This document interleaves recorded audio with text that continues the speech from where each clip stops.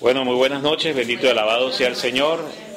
Yo les quiero dar las gracias por esta invitación que nos han permitido tener el día de hoy. Mi nombre es Pablo José Vivas Díaz. Yo soy presidente diocesano o representante diocesano de Consecratio Mundi a nivel de la diócesis de San Cristóbal. Y hoy me acompaña la ingeniero Claudia León, que es la secretaria de Consecratio Mundi. Para los que no saben, Consecratio Mundi, Consagración del Mundo, es la asociación católica que promueve, difunde y extiende la devoción a la Santísima Virgen María a través del Tratado de la Verdadera Devoción, como el Espíritu Santo se lo reveló y entregó a San Luis Griñón de Montfort, y sus distintas obras espirituales como el Secreto de María, el maravilloso Secreto del Rosario, las máximas de la sabiduría, los hijos de la luz, las distintas obras de espiritualidad del Padre de Montfort. Entonces, nuestro carisma principalmente es un carisma mariano. Amamos a la Virgen hasta la médula. Amén. Amén. Muy bien, un aplauso para la Virgen, bendito sea el Señor. Muy bien. Entonces, pues hoy vamos siempre a la partición del pan, porque esta es una enseñanza que tiene que ver eucarística completamente por excelencia, es la partición del pan. Entonces, en la partición del pan diaria, pues, donde me consigo siempre con la hermana, me hizo la invitación para que compartiera con ustedes la enseñanza del día de hoy. Entonces primero vamos a hacer la declaración de toda la palabra, incluso algunos teólogos y exégetas de la Iglesia dicen o afirman que esto está, por supuesto, como un desprendido, como una porción del Evangelio en Lucas. Pero algunos doctores de la Iglesia dicen que se puede llegar a afirmar como la carta de Maús. La carta de Maús, casi que otro evangelio dentro del mismo evangelio, pudiéramos llegar a decir, por su importancia y trascendencia. ¿Ok? Entonces vamos a dar formal lectura y declaración de la palabra de Dios. Esta versión que ustedes ven ahí, que es el material con el cual se apoya esta semana de predicación de la diócesis, que es parte del proyecto diocesano que impulsa Monseñor Mario Moronta. Esta versión, para los que no saben, es la versión Nueva Jerusalén. Esta es versión Nueva Jerusalén, no es latinoamericana. Si ustedes ven, hay diferencia, van a ver algunos cambios, pero esta es la versión Nueva Jerusalén. Entonces, ¿esta es la amarilla o la azulita? La Nueva Jerusalén es la que tiene portada azul. Azul.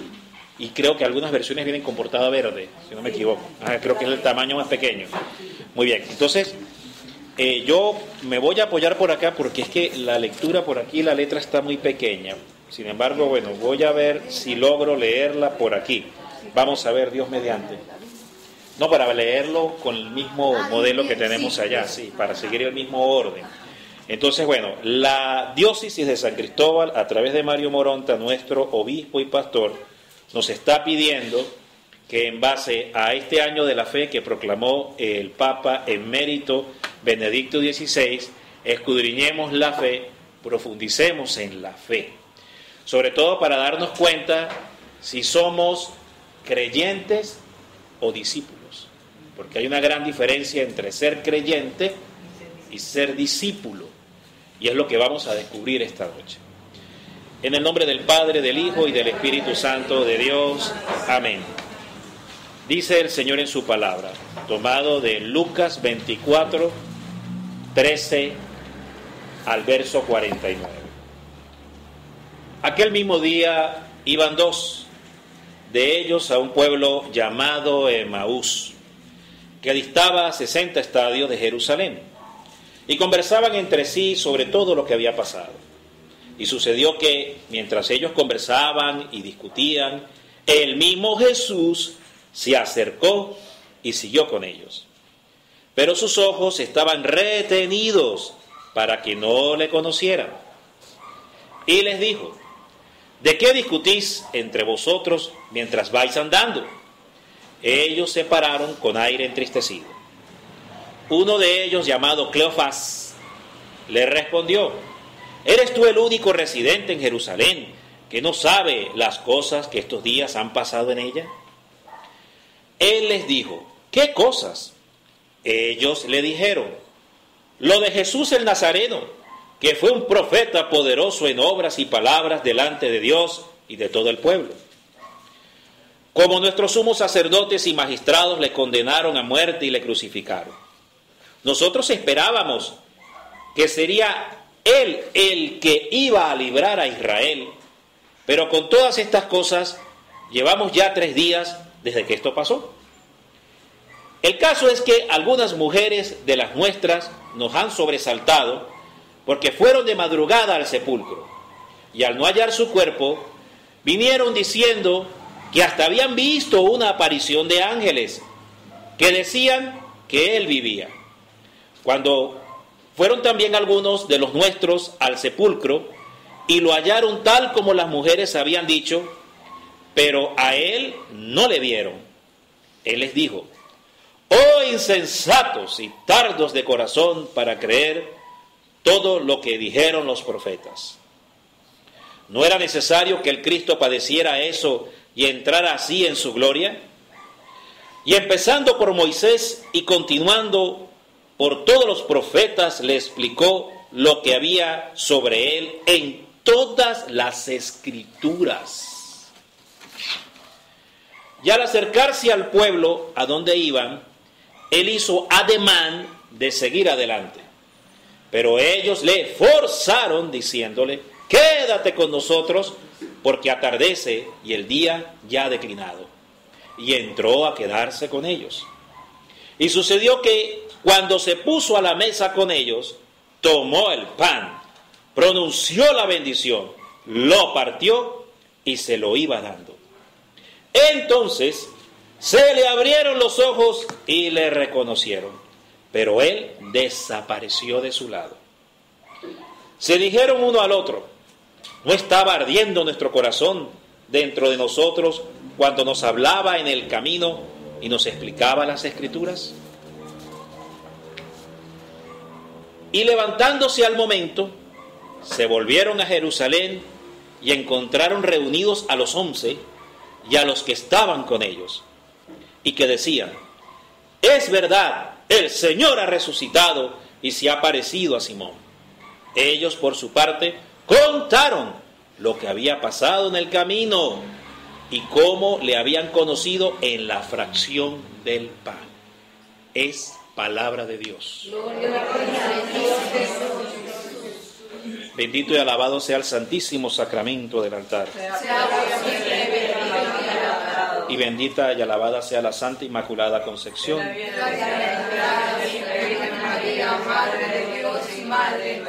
Gloria al Padre, al Hijo y al Espíritu Santo. Amén. Pueden sentarse. Muy bien. Fíjense que antes de ir desglosando punto por punto de esta propuesta de enseñanza que nos da la diócesis, hay una serie de elementos dentro del programa que nos plantea que es comprender el mensaje, pero antes de comprender el mensaje, leer y releer hasta obtener una nítida comprensión, lo más que se pueda, de este trozo del Evangelio, para después ir a este otro paso que es comprender el mensaje en las 3 dimensiones y finalmente donde nos plantea qué es lo que más te ha llamado la atención de todo este texto narrado, cuál era la actitud de los discípulos antes y después del encuentro con el resucitado, cómo alimentó Jesús la fe a los discípulos que iban de camino y finalmente, cómo crees tú que alimentaron los discípulos su propia fe en Jesús. Pasamos al siguiente punto, para el siguiente punto que sigue, allá arribita, ahí está, dale clic, ok. Después el tercer estadio es la interpelación que en nuestra vida produce este pasaje, este elemento de la Escritura. Entonces nos plantea: Cristo me habla personalmente, la palabra proclamada y escuchada desde cualquiera debe cuestionar, interpelar nuestra vida. En consecuencia debemos descubrir qué me dice aquí y ahora. Es el aquí y el ahora. Esto es parte de la lectio divina. Entonces el lectio divina, que es parte de lo que es la hermenéutica, ¿verdad?, de la lectio divina, el aquí y el ahora, el eterno presente de Dios en nuestra vida a través de esta palabra. Se refiere a la vigencia que tiene texto en mi palabra. No es lo que le pasó a los caminantes de Emaús, no es lo que ellos vivieron, es qué me dice a mí en mi contexto de vida y de realidad. ¿Qué me dice a mí? ¿Qué me transmite a mí en el ahora? Y finalmente después hay cuatro aspectos, 4 elementos dentro de este tercer estadio, que es la interpelación de vida, que esto es lección divina, porque son las distintas preguntas que se van formulando atendiendo a los actores culturales, sociales, históricos y el espíritu con el que fue declarada y pronunciada esa palabra en su momento y traído y traspolado al presente. Se plantean estos 4 escenarios propios de la pregunta que se hacen en la oración orante o la lectura orante, que es la lección divina. Entonces nos dice ahí, cuando las situaciones te son adversas, Jesús ha sido tu compañero de camino, has sido tú capaz de reconocerlo. ¿Hasta qué punto puedes afirmar que ardía en mi corazón cuando el Señor nos alimenta con su palabra?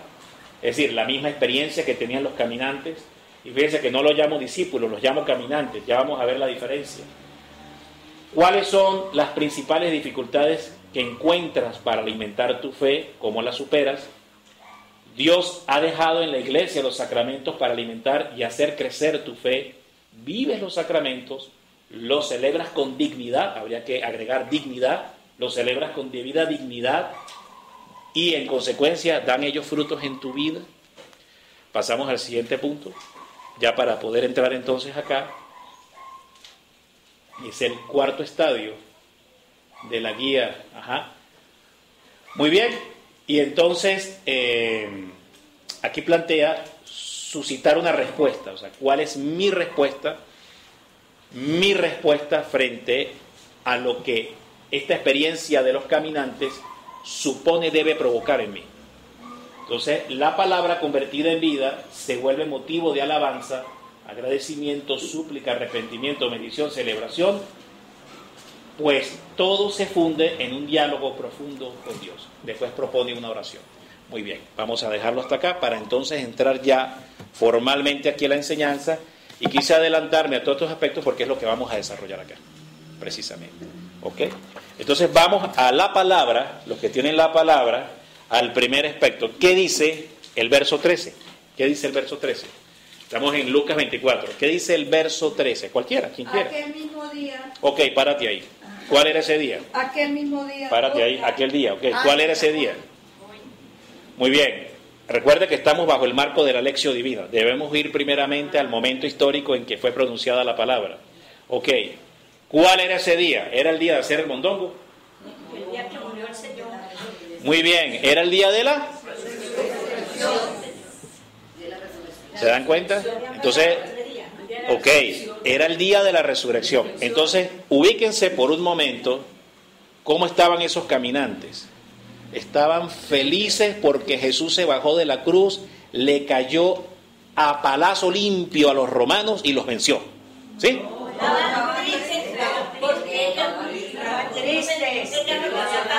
Entonces, ojo con esto.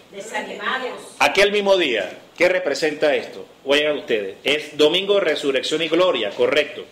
Pero supone un estado previo inmediato. ¿Cuál es el estado previo inmediato? La muerte. Sí, muy bien.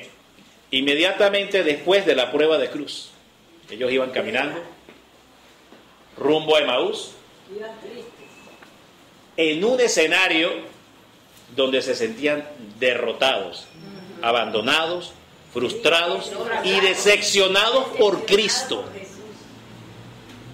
Sentían que Cristo nos defraudó, Cristo nos engañó, no dio la respuesta que yo esperaba. Yo pensaba así y fue así. Ojo, ese era el estado en el que estos caminantes caminaban. Muy bien. Aún no se tiene, en consecuencia, una visión completa de la fe. Hay una fe, pero no es la fe plena, regia, donde se levantan las verdaderas obras de Dios con frutos. todo se veía que era derrota y fracaso. Muy bien. Aquel mismo día representa eso. ¿Después qué sigue? Ajá, 2 discípulos. ¿Cómo? Párate, 2 discípulos. 2 discípulos. Parémonos ahí. Hay que pararse también. Iban 2, dice esta versión. Jesús los mandó, ¿qué dice? Dentro de las instrucciones del apostolado y la evangelización y del envío. Vayan de 2 en 2. Vayan de uno en uno y hagan lo que les dé la gana. No, vayan de 2 en 2 y que le con la obediencia. Ok, fíjense que sí había un grado de comprensión de la instrucción de Jesús. Había un grado de comprensión de instrucción. Es decir, Jesús dijo vayan de 2 en 2. O sea, había un cierto grado de comprensión de lo que Dios me está diciendo. Pero resulta que hay un problema. Jesús nos manda a ir de 2 en 2, pero aquí se presenta que hay una errada incomprensión en la palabra con respecto a la misión del envío. Esto es tipología del hombre o la comunidad que toma la palabra de Dios para entenderla y vivirla no desde el espíritu, sino para vivirla y entenderla desde su propia comodidad y zona de confort. ¿Por qué? Porque resulta que Jesús les dijo, permanezcan en Jerusalén. Jesús les dijo, no se vayan de malandros para Emaús. No se vayan a las fuentes termales de Emaús. Emaús significa en griego fuentes termales. La palabra fuentes termales representa relajación, descanso, refrigerio para el cuerpo. Ya les voy a explicar todo lo que eso significa en lo espiritual y aplicado a tu vida y a la comunidad. Muy bien. Entonces, Jesús le dijo, permanezcan en Jerusalén, ¿verdad? Sí. ¿Y estos cuándo andaban? Entonces, mire lo que pasa. Seguimos. Entonces le digo, sí, ellos iban de 2 en 2. Jesús nos dijo que fuéramos de 2 en 2, pero no nos dijo que fuéramos Emaús. Entonces, sí había un grado de obediencia, pero para terminar desobedeciendo. Entonces, ¿qué significa? Es aquella condición del hombre o la comunidad que toma la palabra de Dios para su propia complacencia, conveniencia y zona de confort. ¿Ya? Es decir, es cuando solamente se está buscando a Dios porque Dios me da, porque Dios me resuelve. Le voy a aplicar esto y les va a ayudar a entender en la medida que vayamos avanzando. Son 4 tipos de personajes en la Biblia, sobre todo en el Nuevo Testamento. Encontramos 4 tipos de personajes. Todo esto es lección divina, para comprender la lección divina. Uno, Jesús, que es Dios. Otro, apóstoles, discípulos. Otro, pueblo, multitud. Y otro, autoridades religiosas civiles. Aquí entran los romanos, el Sanedrín, los judíos, entran los fariseos, doctores de la ley, exégetas. Bueno, muy bien. La pregunta es, obviamente Jesús no eres Dios. Quedan 3. Apóstoles, discípulos. Multitud. Autoridad religiosa política. De la época, ¿no? No estoy hablando ahora, de la época. ¿En cuál de las 3 estás tú? Analícese, no responda, analícese. ¿En cuál de las 3 estás tú? La diferencia es que el discípulo sigue. La multitud pide. La multitud es pan y circo. ¿Qué es pan y circo? Pan es, tengo una necesidad, Dios resuélvemela. Espicho un rosario y sale plata. Eso es necesidad. Espicho 50 numeritos, pi, pi, pi, pi, pi, pi, y sale plata. ¿Ve? No es espichar un rosario para que salga plata. Entonces, eso es pan. Y circo es, Jesús, diviérteme, estoy aburrido. Emocióname. ¿Qué es tipología de representaciones? Quiero ver milagros. Quiero ver lo asombroso. Milagros, una fe milagrera. Quiero ver escarchas, quiero ver esto, quiero sentir, quiero que se me paren los pelos. Eso es lo que significa circo. Entonces la pregunta es, si tú eres multitud, ¿estás buscando a Dios por pan o circo? Por interés. Obvio. Obviamente siempre hay un inicio. Todos hemos comenzado por ahí. Todos. El punto es salir. Y avanzar. Porque esto lo que plantea es un proyecto de crecimiento discipular. Es Un modelo de crecimiento discipular. Es discipulado, es hacer discipulado. Amén. Muy bien, entonces iban dos, ya saben qué significa, aquel día, ya saben qué significa. Miren, no hemos salido del verso 13. ¿Cuánto tiempo tenemos? Hasta las 9. Por favor me avisan, cuando falten 10 minutos me avisan. Y trataremos de avanzar lo más que se pueda. Bendito y alabado sea el Señor. Muy bien. Después dice, de ellos, iban dos de ellos a un pueblo llamado... Esto es del griego Emaús, que es fuentes de aguas termales o aguas calientes. También es una transliteración del griego Aram, ¿no? Que significa lo mismo. Ahora, oiga esto, ¿qué es Emaús y aguas termales? Esto es tipología, representación de qué, mire, oiga, salirse del compromiso evangelizador para ir hacia una zona de confort, y usted vaya viendo cuál es su zona de confort, yo voy viendo cuál es la mía, ustedes la suya y cada quien. Salirse de una zona de confort, una zona de alivio, de complacencia de los sentidos, sensualismo. Ustedes saben lo que es el evangelio sensual, no me refiero a sexo, sensual de sentidos. Es cuando se está buscando la palabra, o que me prediquen la palabra, para decirme que yo voy a ser rico, bello y famoso. Cuando yo estoy buscando el evangelio, o voy a una comunidad, para que me digan, usted va a ser rico, bello y famoso. Pero usted no va a tener la cruz, ni va a servir, ni se va a partir por otros. Esa es la gran diferencia. Entonces, ir a Emaús, que son las aguas termales del descanso de la carne, representan eso. Y entonces pregunto, Jesús les dijo, permanezcan en unidad a la iglesia, porque al final del relato vemos que estos finalmente regresan y consiguen a los 11, que es tipología de la iglesia, es decir, ellos estaban fuera de la iglesia, y no es sino hasta después que tienen la experiencia con Jesús y todo el proceso, y se hacen realmente discípulos, es que regresan a la iglesia. Y ellos creían que estaban en la iglesia, pero realmente estaban fuera. Entonces la pregunta es, ¿cuántos de nosotros creemos que estamos en la iglesia y creemos que somos apóstoles y discípulos y resulta que somos caminantes en abierta desobediencia a la palabra y no estamos dentro de la iglesia? Y le voy a decir algo. Esto es tipología del cristiano inmaduro o del niño infantil en Cristo, que lleva una vida de fe sin penitencia y sin conversión. Eso significa ir a Emaús. Y fíjense que distaba a 60 estadios Jerusalén. 60 estadios son 11 kilómetros. ¿Sabe cómo se llama esto? Los 11 kilómetros de la desobediencia.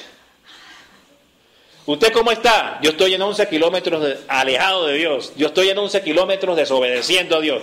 Yo estoy en los 11 kilómetros de la desobediencia. Porque Jesús le dijo, permanezcan en Jerusalén. Y sigue. Esto queda al noroeste de Jerusalén, por el camino romano, contrario a lo que el Señor había pedido de permanecer en Jerusalén. Esto es tipología o representación de qué. Dice, esto es tipología o representación del hombre o de la comunidad creyente, sí, creyente, que aún no se hacen discípulos, que han oído la palabra, sí, pero aún no se encarnan en acciones concretas de obediencia a Dios, un pie en el mundo y otro tibiamente hacia Dios. ¿Y qué dice la Biblia sobre el tibio? Lo acaricia y lo besa, lo vomita. De ir a Emaús significa ser tibio. El último mensaje a la iglesia de la Odisea, capítulo 3 de Apocalipsis, dice, y al tibio lo mando a una isla del Caribe que tome piña colada.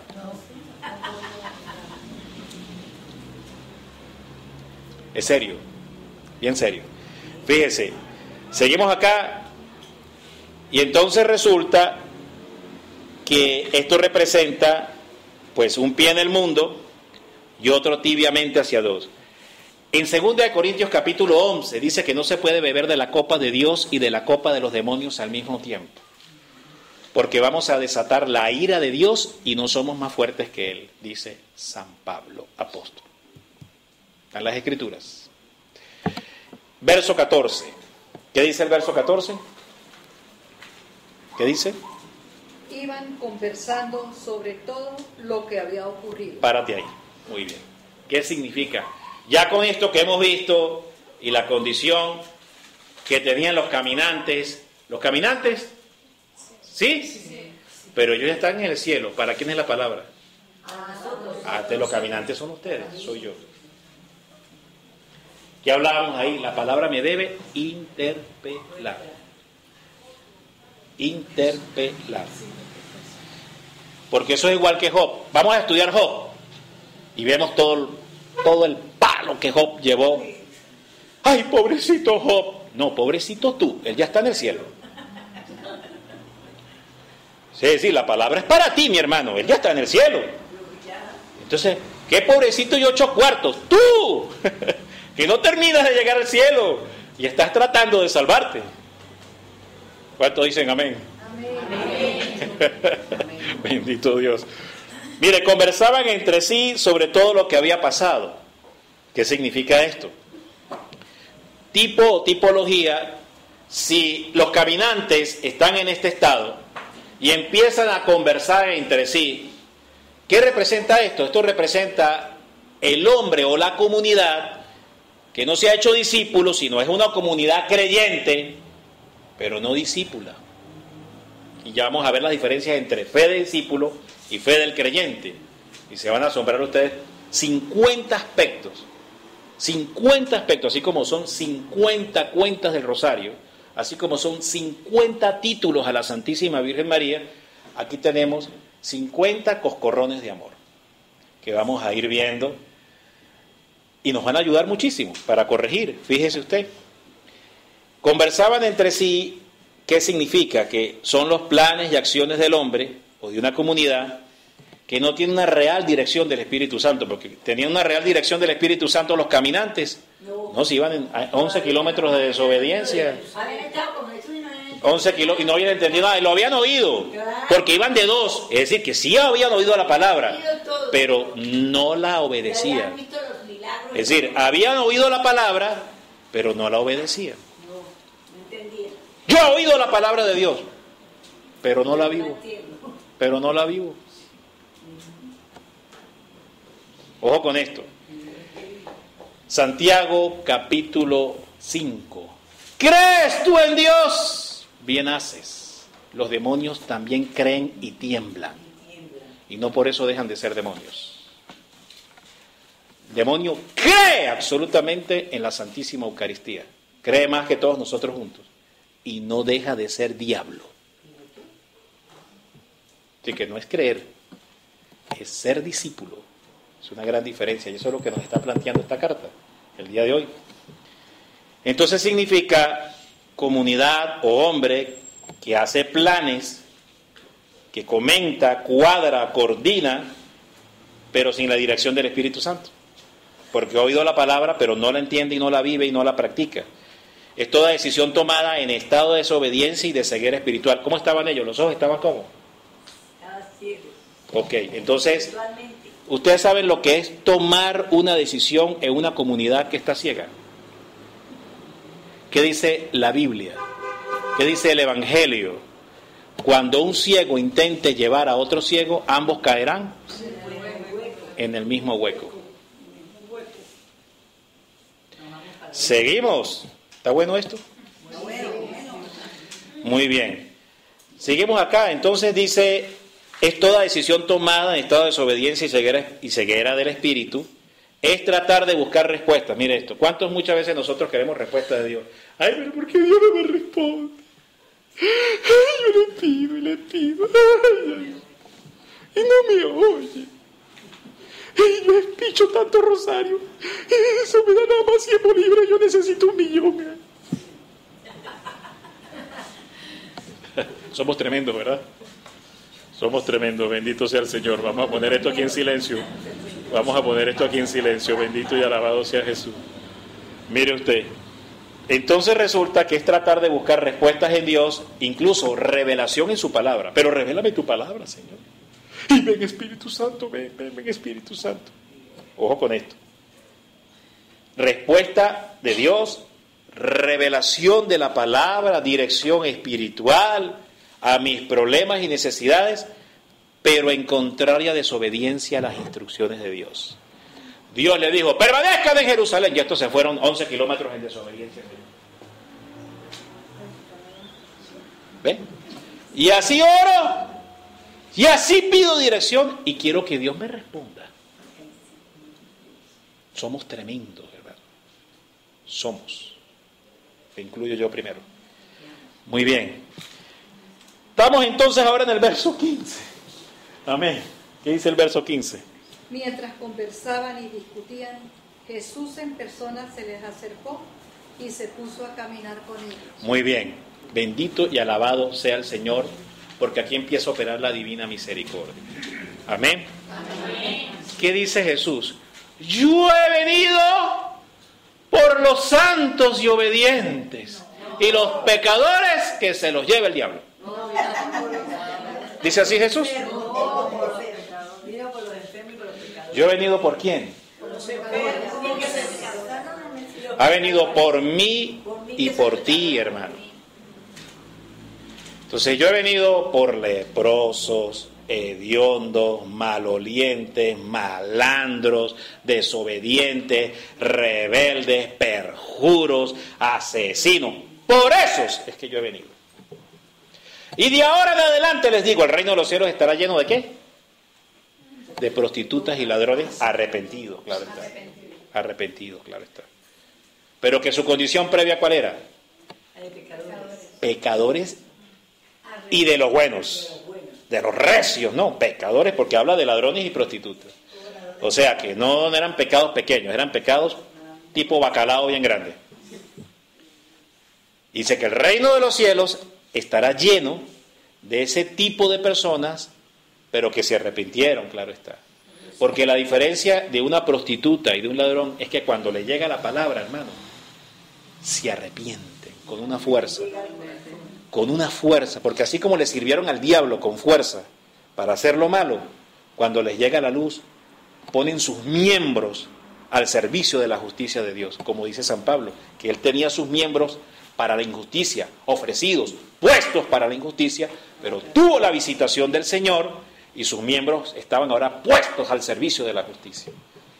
Con la misma ferocidad que persiguió a la iglesia, con la misma ferocidad la predicaba y la defendía ahora.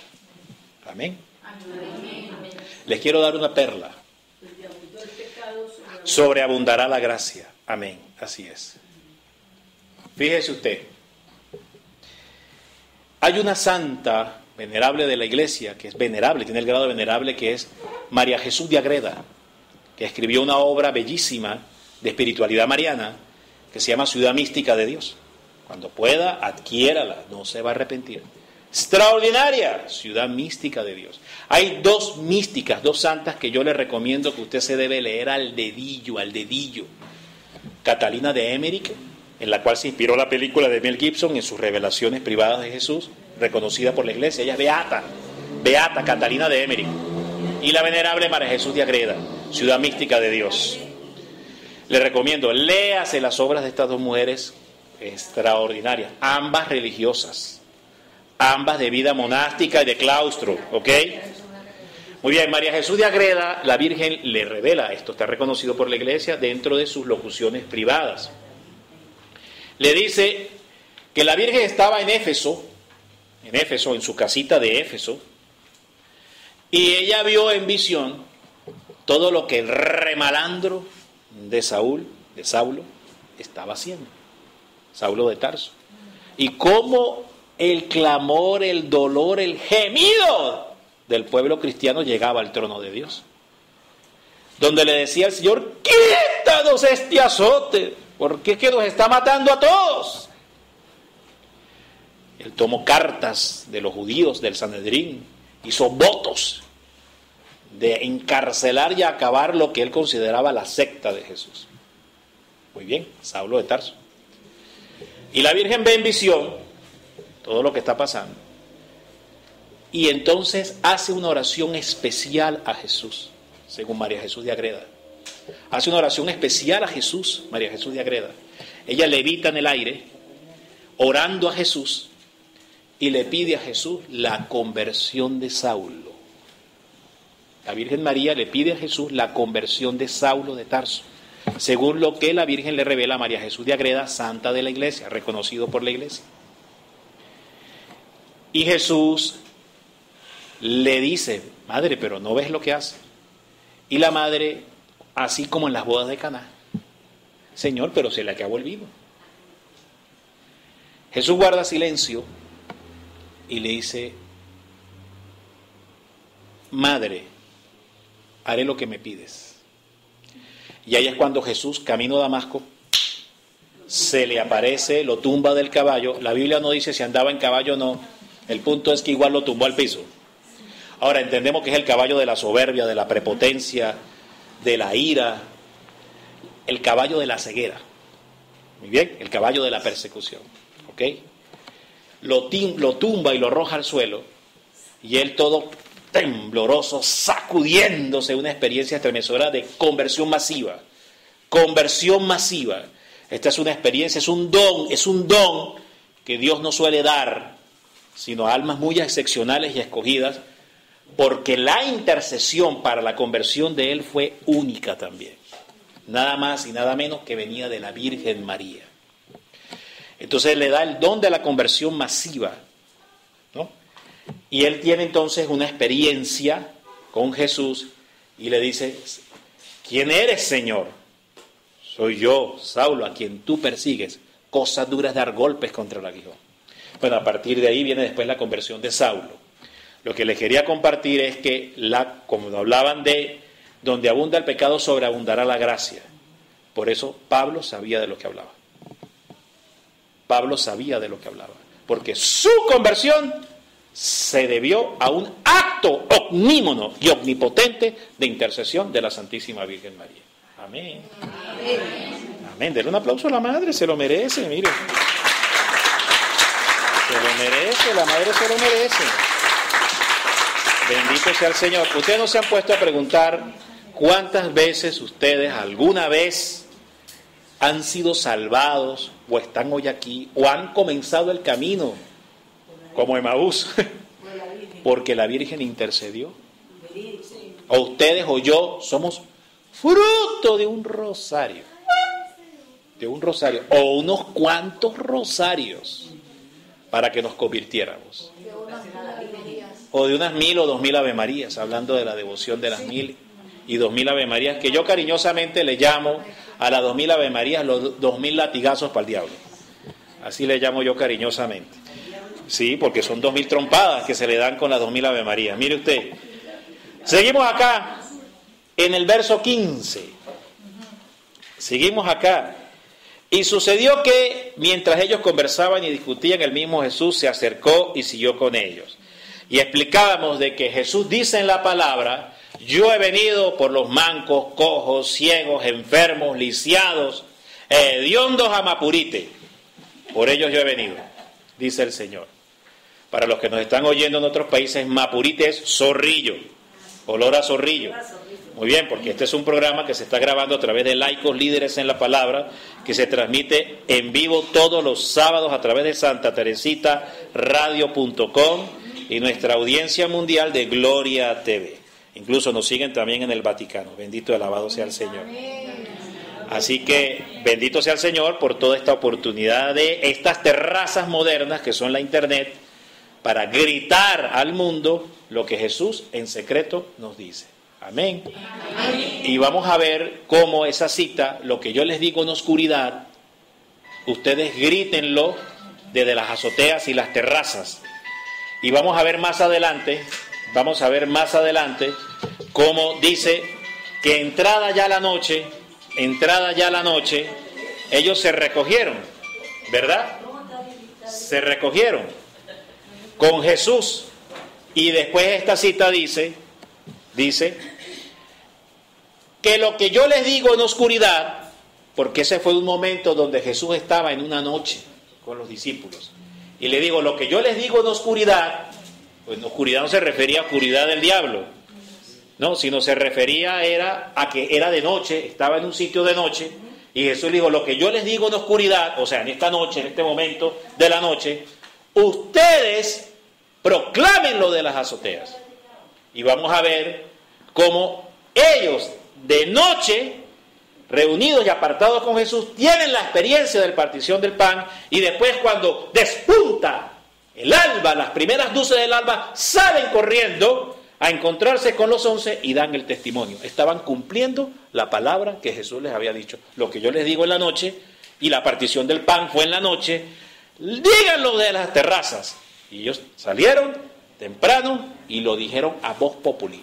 Y eso es importante, porque todo aquel que tiene una experiencia genuina, una visitación genuina del Espíritu Santo, no se puede quedar callado. Amén. Y esto es importante porque la Virgen está buscando devotos, no devotos James Bond 007, agente secreto mariano, que nadie se dé cuenta.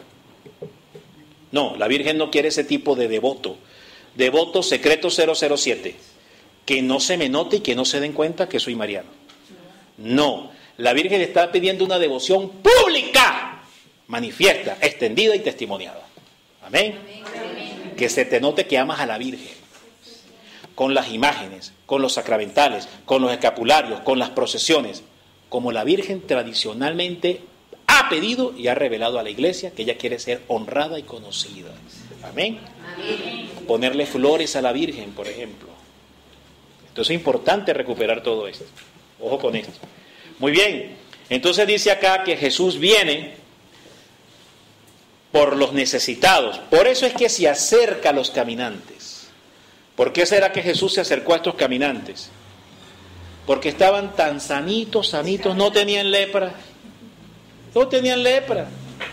No, estaban como piel de niño. No tenían lepra. ¿Seguro? Tenían mucha tristeza. Tenían lepra. Tenían lepra, porque la tristeza era producto de la desobediencia. Tenían lepra. Y por eso que Jesús se acerca es al leproso. Ahora, usted quiere que Jesús, yo quiero que Jesús se acerque a mi vida, reconozca que es leproso. La misericordia es para el pecador. La mujer que parte el frasco de nardo fino sobre los pies, enjuaga sus cabellos, toda la recámara se llena de olor fragante, y Jesús dice unas palabras: al que mucho se le ama, mucho se le perdona, o mucho se le ha perdonado al que mucho se ama, dependiendo de la versión bíblica. Quiere decir, ¿cuántos, yo pregunto algo hoy aquí, cuántos quieren sentir un amor grande, grande de Dios? Levante la mano. Entonces, usted que tiene la mano levantada, reconozca algo. Si usted quiere sentir un amor grande de Dios, tiene que reconocer que su pecado es grande. Si no, no va a haber amor grande de Dios para usted. Entonces usted tiene que reconocer, yo tengo que reconocer que soy un gran delincuente delante de Dios. San Pablo, en 1 Corintios, comenzando el primer capítulo, dice así: a mayor prueba, mayor consolación.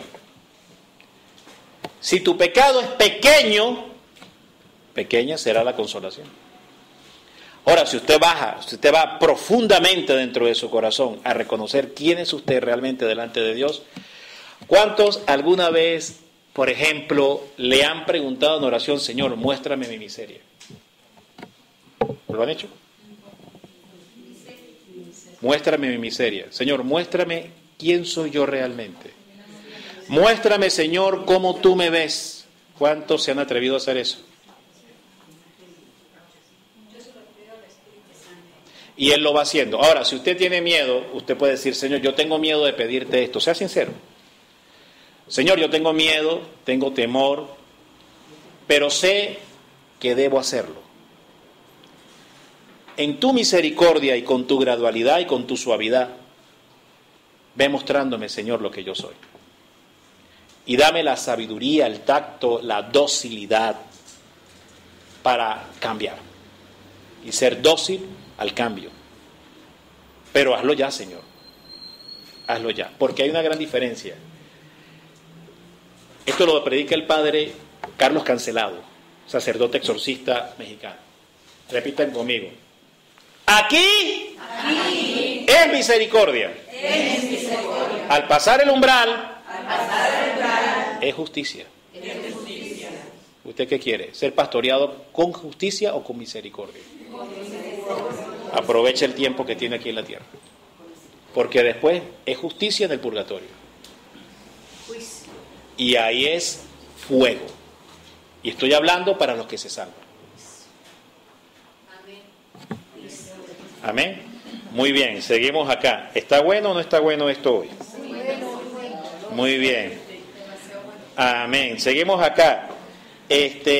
A ver, entonces, es la misericordia de Jesús que se acerca. Y hay una figura tremenda de esto de Jesús acercándose a los caminantes. ¿Cuántos conocen el relato de Sor Faustina de Kowalska de la Divina Misericordia? ¿Cuántos conocen la Divina Misericordia? ¿Cuántos hacen el rosario de la Divina Misericordia a las 3 de la tarde? Muy bien, la mayoría, ¿verdad? Es la fiesta que instituyó Juan Pablo II en el jubileo del año 2000, la Divina Misericordia.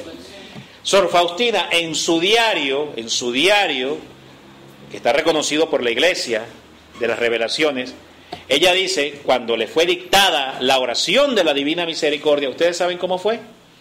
Dice que un ángel con una espada poderosa de fuego se acercaba a destruir a Polonia. A destruir a Polonia.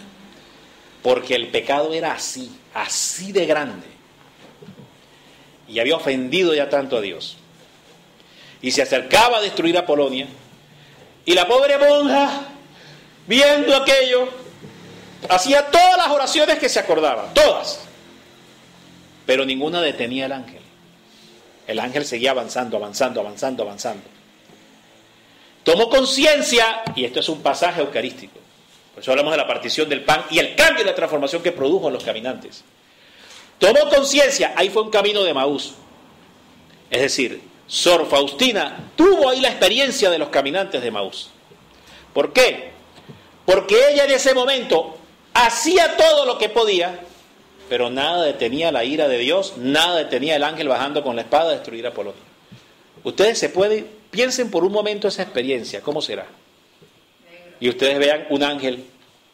¿Saben lo que es ver un ángel de ese calibre? Porque no era un ángel así chiquito, era un ángel enorme. Y viene con ese fuego de Dios y usted lo ve venir. Y de paso usted está en Polonia. Bueno, imagínense la angustia del corazón de la monja. El susto, el temor, todo. Es que era más que susto. Era algo más terrible, porque no solamente era la muerte física de millones en un momento dado, producto de que cuando el ángel clavara la espada sobre la tierra viniera un terremoto, un desastre natural X. Era que millones iban a morir en pecado. ¿Y a dónde se iban a ir? A la isla del Caribe a tomar una piña colada. Millones se iban a ir al infierno. De la angustia de la monja, Sor Faustina no solamente era por lo terrible de la muerte física, sino el destino final de millones de almas, ¿a dónde iban a parar? Ese era el horror mayor. Ese era el horror mayor. Y ese día, ella tiene su experiencia de Emaús. Tiene su experiencia de Emaús. ¿Por qué? Porque la monja, Sor Faustina, había agotado todo el recetario de oraciones y ninguna detenía al ángel. Y entonces hubo un momento de silencio. Se acordó, hizo conciencia, tomó conciencia de que ese día había comulgado. Y activó de ella el poder de la transustanciación del cuerpo y la sangre del Señor. Que ella era hostia viva y consagrada porque había comulgado ese día. Y en el momento que toma conciencia de que ella era comunión viva, unida y transustanciada con Jesús, puesto que había consumido el cuerpo, la sangre, el alma y la divinidad, que es la experiencia que tienen los caminantes de Emaús al final, se le abrió el entendimiento, así como se le abrieron los ojos a los caminantes de Emaús. Se le abrió el entendimiento y una vez vino la unción de la revelación sobre ella, y ahí fue cuando ella proclama: oh Padre eterno, yo te ofrezco el cuerpo, la sangre, el alma y la divinidad de tu amadísimo Hijo, nuestro Señor Jesucristo, en propiciación de nuestros pecados y los del mundo entero. Por su dolorosa pasión, ten misericordia de nosotros y del mundo entero. Y se echó una parada de burro el ángel. Mi hermano, y se echó una parada de burro el ángel. El ángel tuvo que parar. Para los que no nos oyen en diferentes partes, parada de burro es cuando un burro se sienta y por más que usted le dé el látigo no se para. Muy bien, esa es una expresión propia de aquí de Venezuela. Entonces, se echó una parada de burro el ángel. Tuvo que parar. ¿Por qué? Porque ella había tomado conciencia, había hecho el camino de Emaús, tomó conciencia de la partición del pan y ¿desató qué? Desató el poder del cuerpo y de la sangre del Señor, que era infinita y divina misericordia. Amén. Denle un aplauso a Jesús, mire qué bello. Mire.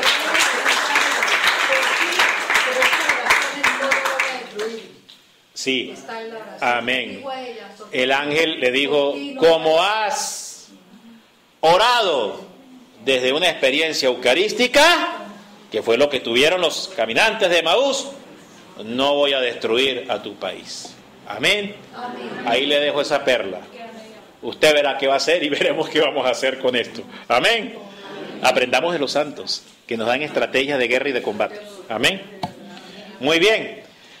Seguimos acá, entonces, es la misteriosa e infinita misericordia de Dios que se acerca a salvarnos. Ahora, cuando habla de salvarnos es porque estamos ¿cómo? Perdidos. ¿Se puede salvar lo que no está perdido? Quiere decir que se salva lo que está ¿qué? Entonces hay que reconocer que estamos perdidos. Muy bien. Ante nuestra declarada imposibilidad de hacerlo por nosotros mismos. Fíjense, Sor Faustina trataba de hacerlo ella en su propia fuerza, recordando todas las oraciones, y no fue sino hasta cuando dejó entrar a Jesús Eucaristía. Activó a Jesús Eucaristía dentro de su corazón y trajo la salvación a Polonia. Bueno, Jesús a través de ella.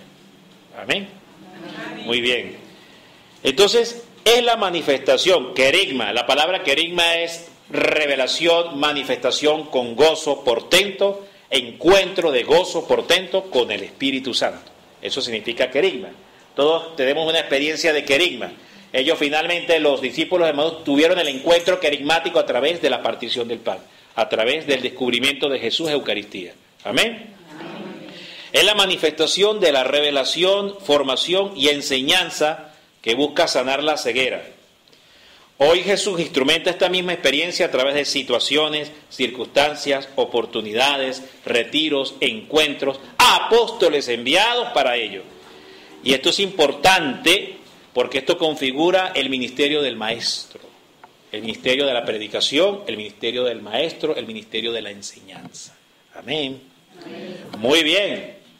A ver, seguimos por aquí. Si usted tiene sueño, reprenda al diablo, mi hermano, en el nombre de Jesús. Mire, a ver, porque cuando vamos para los bonches y al bochinche, una fiesta, estamos hasta las 3, 4 de la mañana y ahí sí no hay sueño. Y ahí sí no hay sueño. Te dejemos de ser sinvergüenzas, ¿no? Ay, mire usted. Bendito Dios. Si yo me digo así, cuando uno está en las cosas de Dios y el cuerpo empieza, duérmete, ¿no? Y el cuerpo habla, es una cosa seria, mi hermano. Y entonces yo le digo, sí, cuerpo, pero cuando tú entonces sí estás haciendo algo rico y bueno, si no te duermes, ¿verdad? Pues, en el nombre de Jesús vas a hacerlo. Y lo someto. Amén. Mire, pero sus ojos estaban, el 16, ¿qué dice el 16? El 16. Pero algo impedía que sus ojos lo reconocieran. Muy bien. Así como estaba Sor Faustina, no daba pie con bola y el ángel bajaba. ¿Estamos viendo? O sea, le pasó a ella. Le pasó a ella. ¿Qué queda para nosotros? Por eso le estoy diciendo, reconozcámonos. Ubiquémonos. Por eso les planteaba, pidamos a Dios, muéstrame mi condición. Y me da miedo. Ok, está bien, eso es humano, está bien, entendible. Dígale a Dios que le da miedo, pero entonces aquí dígale, entonces Señor, como tengo miedo, dame la valentía. Entonces voy a orar primero para que me dé la valentía. Y después que me la haya dado, entonces sí le oro así. Amén. Amén. Claro. Sí, Dios es lógica y sabiduría. Mire, dice acá, pero sus ojos estaban retenidos, velados, cerrados, para que no le reconocieran. O sea, aquí hay un misterio de Dios tremendo. Jesús mismo se los había velado. Dios es un misterio. Trabaja bajo misterio con nosotros. Misterio. No, yo mismo te los he cerrado, siervo, porque yo quiero hacer algo contigo, te voy a enseñar. Te voy a enseñar. Porque si te lo pongo facilito, te tienes que ganar el cielo. Amén. Muy bien. ¿Y esto qué es ojos cerrados? Tengo un problema y no veo la solución.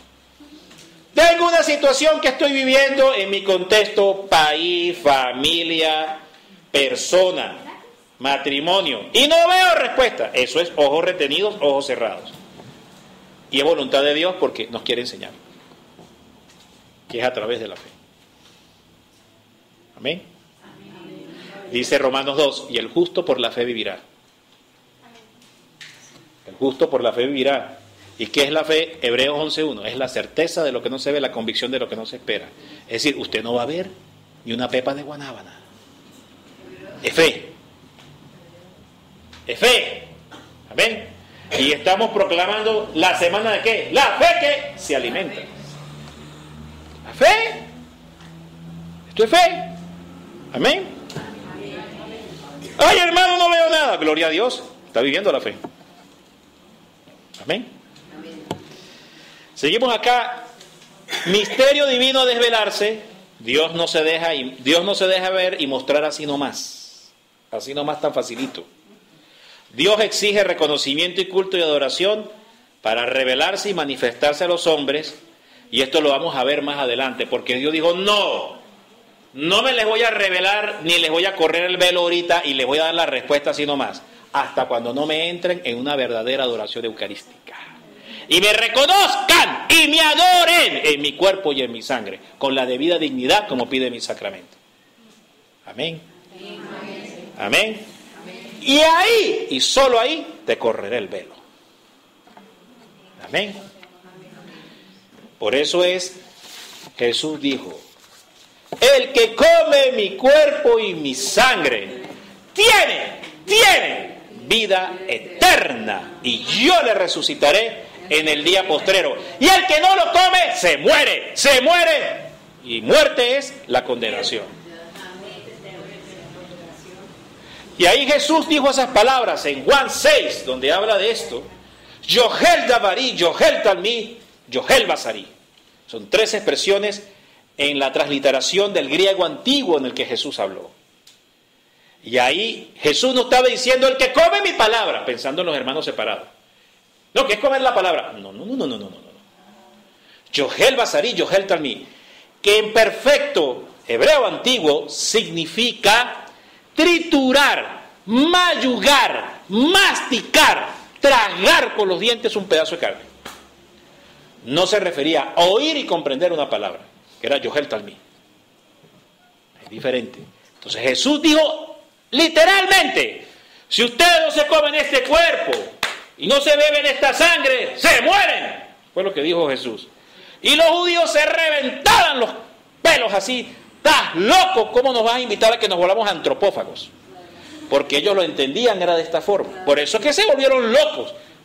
Y Jesús, guapo, valiente y aguerrido, se los decía. Mire que valiente es el Señor, ¿no?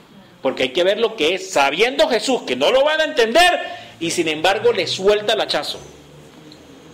Qué valiente era el Señor, mi madre. Porque hay que ser muy valiente para decirle a esa clase sacerdotal de aquella época que no entendía semejante afirmación, que ellos iban a entender como si fuera que se volvieran antropófagos. Jesús estaba hablando era de comer su cuerpo y su sangre en la institución de la Eucaristía, ¿verdad? Entonces nuestros hermanos separados piensan que es comer la palabra. No. Triturar y mayugar, literalmente, of dragon en hebreo es lo mismo. Carne. ¿Cuántos conocen el milagro del anciano? El milagro del anciano en Italia, que se convirtió en sangre la hostia. Ajá, bueno, está reconocido por la iglesia. Muy bien. Y hay muchas más manifestaciones en el mundo de hostias sangrantes, hostias que se han convertido en sangre. El doctor Ricardo Castañón, experto en esto, cardiólogo científico, ha ido por todo el mundo investigando, y en Australia demostraron que es el mismo tipo de sangre AB y perteneciente al músculo cardíaco. Donde Jesús demuestra es mi carne, sangre de verdad. sangre de verdad, carne y sangre. O sea, cuando nosotros vamos a la Eucaristía y comemos el cuerpo y la sangre, es carne de la carne de Jesús y sangre de la sangre de Jesús, alma del alma de Jesús y espíritu de divinidad, del espíritu de la divinidad del Señor. Real, real. Muy bien, entonces, el que no come el cuerpo y la sangre, se muere. Y Jesús finalmente, ante la reacción de los fariseos, doctores de la ley, le digo, ok, muéranse. Muéranse, ok, muéranse. Porque si ustedes no comen mi cuerpo y mi sangre, morirán. Amén. Amén. ¿Ve qué seria es nuestra fe? Qué sólida es nuestra fe. Toda la verdad está aquí. Amén. Amén. No tenemos nada que ir buscando afuera. Es pura novelería. Toda la verdad está dada a la iglesia. Amén. Amén. Por eso es que entre yo más conozco de la palabra, más me enamoro de mi iglesia, de Jesús, de la Virgen y de los sacramentos, y más quiero apoyar a los ministros de la iglesia y orar por los cardenales, los obispos y los sacerdotes. Amén. Amén. Más que señalarlos y juzgarlos. Ese no es, a mí Dios no me ha puesto para eso. Amén, sino orar para ellos. Y quiero aquí dar un pequeño paréntesis. Gloria Polo, ¿cuántos conocen la experiencia de Gloria Polo, la colombiana? Sí. Que fue llevada por Jesús a la antesala del infierno, y dentro de las muchas cosas que Jesús le reprocha, quiero resaltar una importante. Ella había puesto su boca contra la Eucaristía, contra los sacerdotes, hablaba mal de la Eucaristía, hablaba mal de los sacerdotes, y hay una parte donde Jesús le reprocha a ella y le dice lo siguiente, le dice, ¿qué te creías tú para haber tocado a mis ungidos? Has de saber que mis ungidos son mis ungidos. Antes de pedirle, selle en su mente esto que le voy a decir, que nunca se le olvide. Antes de pedirle, yo cuentas a la comunidad por un sacerdote, dice, oiga bien, mire cómo dice, antes de pedirle cuentas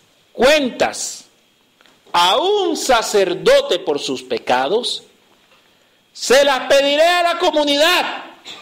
Porque un sacerdote es lo que su comunidad ore por él. Amén. Y entonces usted ante el trono de la gloria, ay, Señor, mira, tú tocaste a mi ungido. Ah, pero es que ese era un malandro, Señor, mira, tenía esto, ¿Y quién te dijo a ti que yo te puse como juez de ellos? Si tú viste una miseria, si tú viste una desnudez, era para que hicieras como el buen hijo de Noé, que en medio de su ebriedad, de su desatino, de su desliz, por la borrachera que tuvo, le cubrió con un manto la desnudez. Tú tenías que hacer igual. Cubrir la desnudez del cuerpo de mi iglesia. No testimoniarla y hacerla evidente, para avergonzar más a mi iglesia y escandalizarla más. ¿Cuántos dicen amén? Amén? Ojo con esto, mi hermano, que nos van a pedir cuentas, pero mejor dicho, mire usted, hasta del arroz que botamos, de todos nos van a pedir cuentas. Amén. Bendito Dios. Seguimos acá. Mire, entonces, Él les dijo en el verso 17, ¿qué discutís entre vosotros mientras vais andando? Ellos se pararon con aire entristecido. ¿Qué representa esto? ¿Qué representa esto? Fíjese usted. Jesús, hay una acción estratégica de Jesús, hay un mover estratégico de Jesús frente a los caminantes. Jesús se acerca y lanza una pregunta. ¿Saben qué es eso? Que Jesús nos empieza a examinar el corazón para saber cómo estamos. ¿Qué estaba haciendo Jesús ahí? ¿Pero de qué habla? ¿Qué están diciendo? Ah, sí, Jesús no sabía. Jesús no sabía. Dios no sabía. No. Él llegó tarde, Dios no escuchó. Él sabe todos nuestros pensamientos. Claro, entonces, ¿qué estaba haciendo Jesús ahí? ¿Recuerdan aquella parte del Evangelio que dice de la abundancia del corazón? Y según lo que salga por aquí, es lo que está. Entonces, ¿qué estaba haciendo Jesús ahí? Voy a sondearte, a meterte una sonda, ¿no? Para ver qué sale. ¿Qué sale? Porque él ya sabía lo que habían dicho. Y entonces mete la sonda, que es sondear, examinar, tantear, ¿verdad? Sí, la sonda de la del discernimiento de Dios, la sonda de la justicia de Dios. Repitan conmigo, esto es una oración poderosísima. Dios me mira. ¿Ya? Eso es todo. Póngase a pensar en eso. Donde usted vaya, Dios me mira.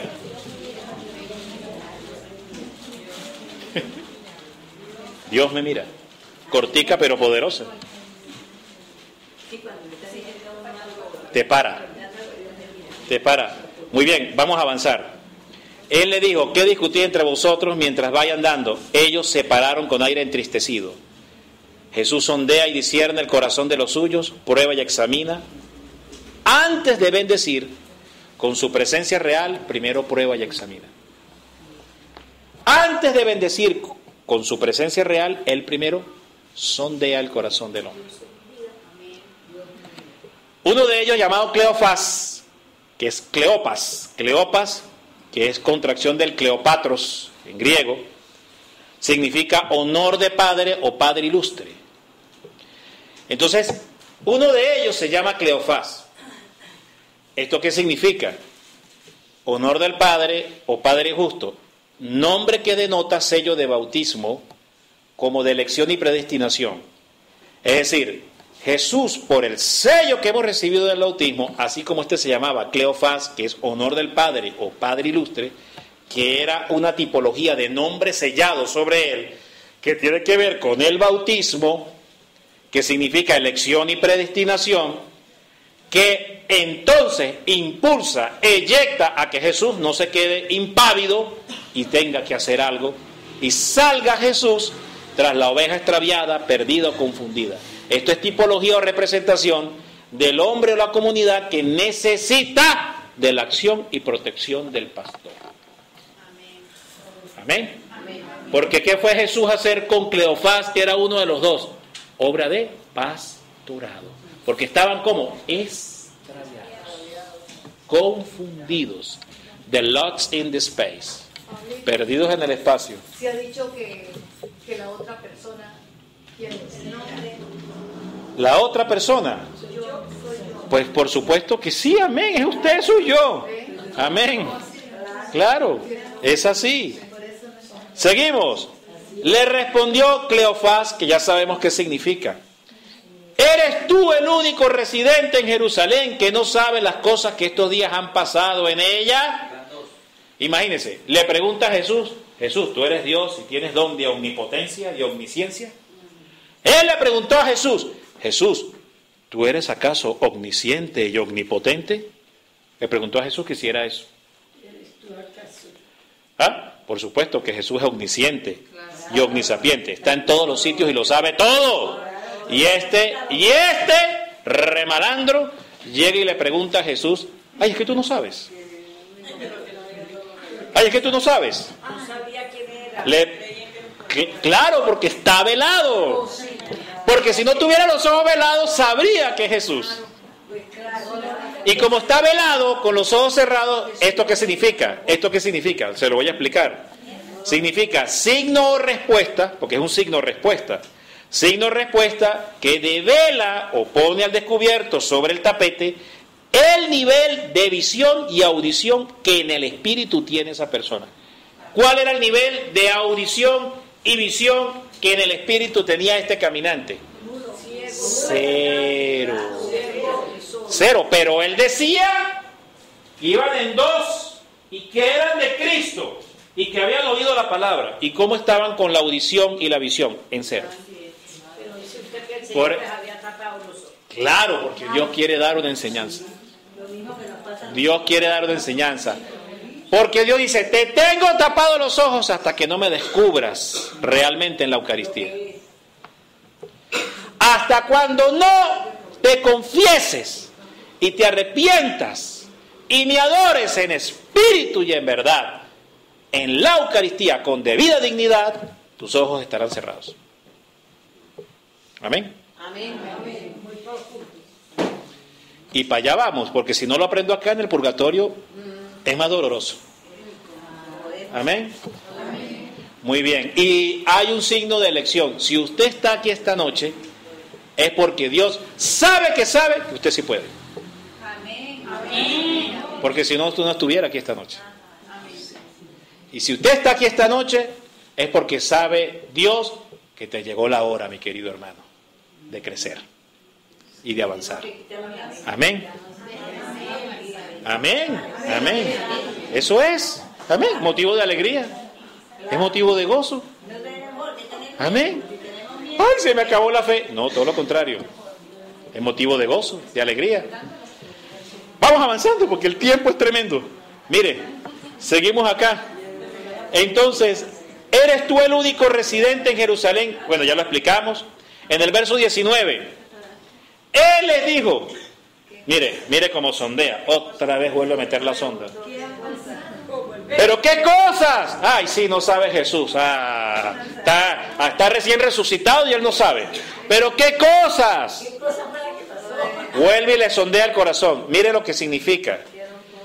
En el profeta Jeremías, en el 17:9-10, en el profeta de Jeremías, mire lo que declara. Y déme usted, y dígame usted si tiene que ver o no con esto. Yo se lo voy a declarar, oiga.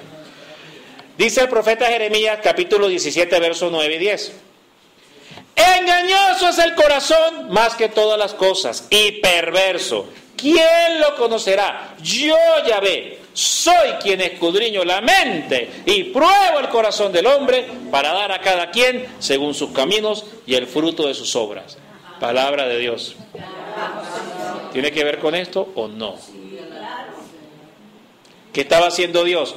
Lo que dice el profeta Jeremías en el capítulo 17, versos 9 y 10. Y sigue más. También Jesús dice, porque de la abundancia del corazón habla la boca. ¿Verdad? Las palabras de estos caminantes revelan su estado y condición, creyentes o discípulos. Ya vamos a entrar en eso. Ellos le dicen, porque él les pregunta, ¿qué cosa? Entonces ellos responden, lo de Jesús el Nazareno, que fue un profeta poderoso en obras y en palabras delante de Dios y de todo el pueblo. Mire la visión que tienen de Jesús. La visión que tienen de Jesús es de un Cristo poderoso. Pero no el sufriente, no el de la cruz, papá. No, el poderoso, el que suelta billete y resuelve problemas.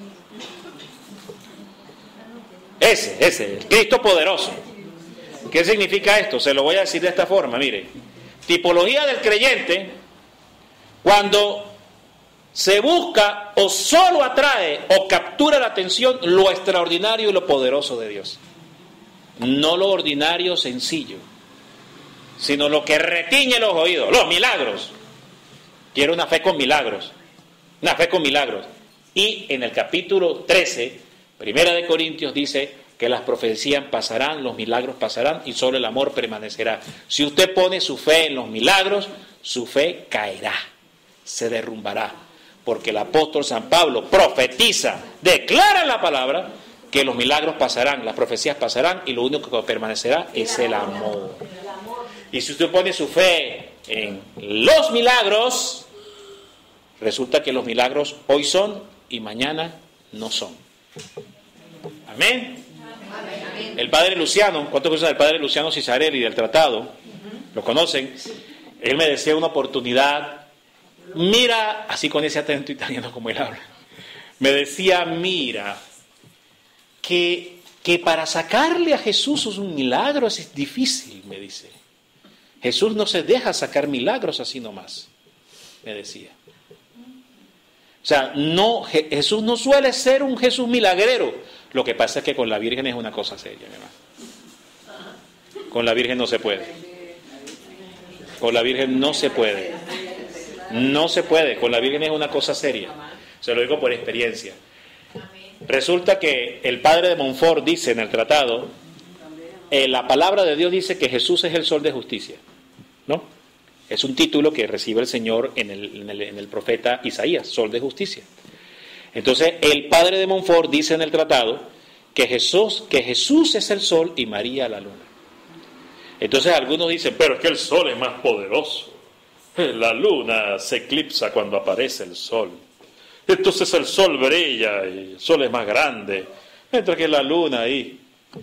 Yo dije, sí, bueno, ya que tú dices que el sol es más poderoso, que de hecho lo es.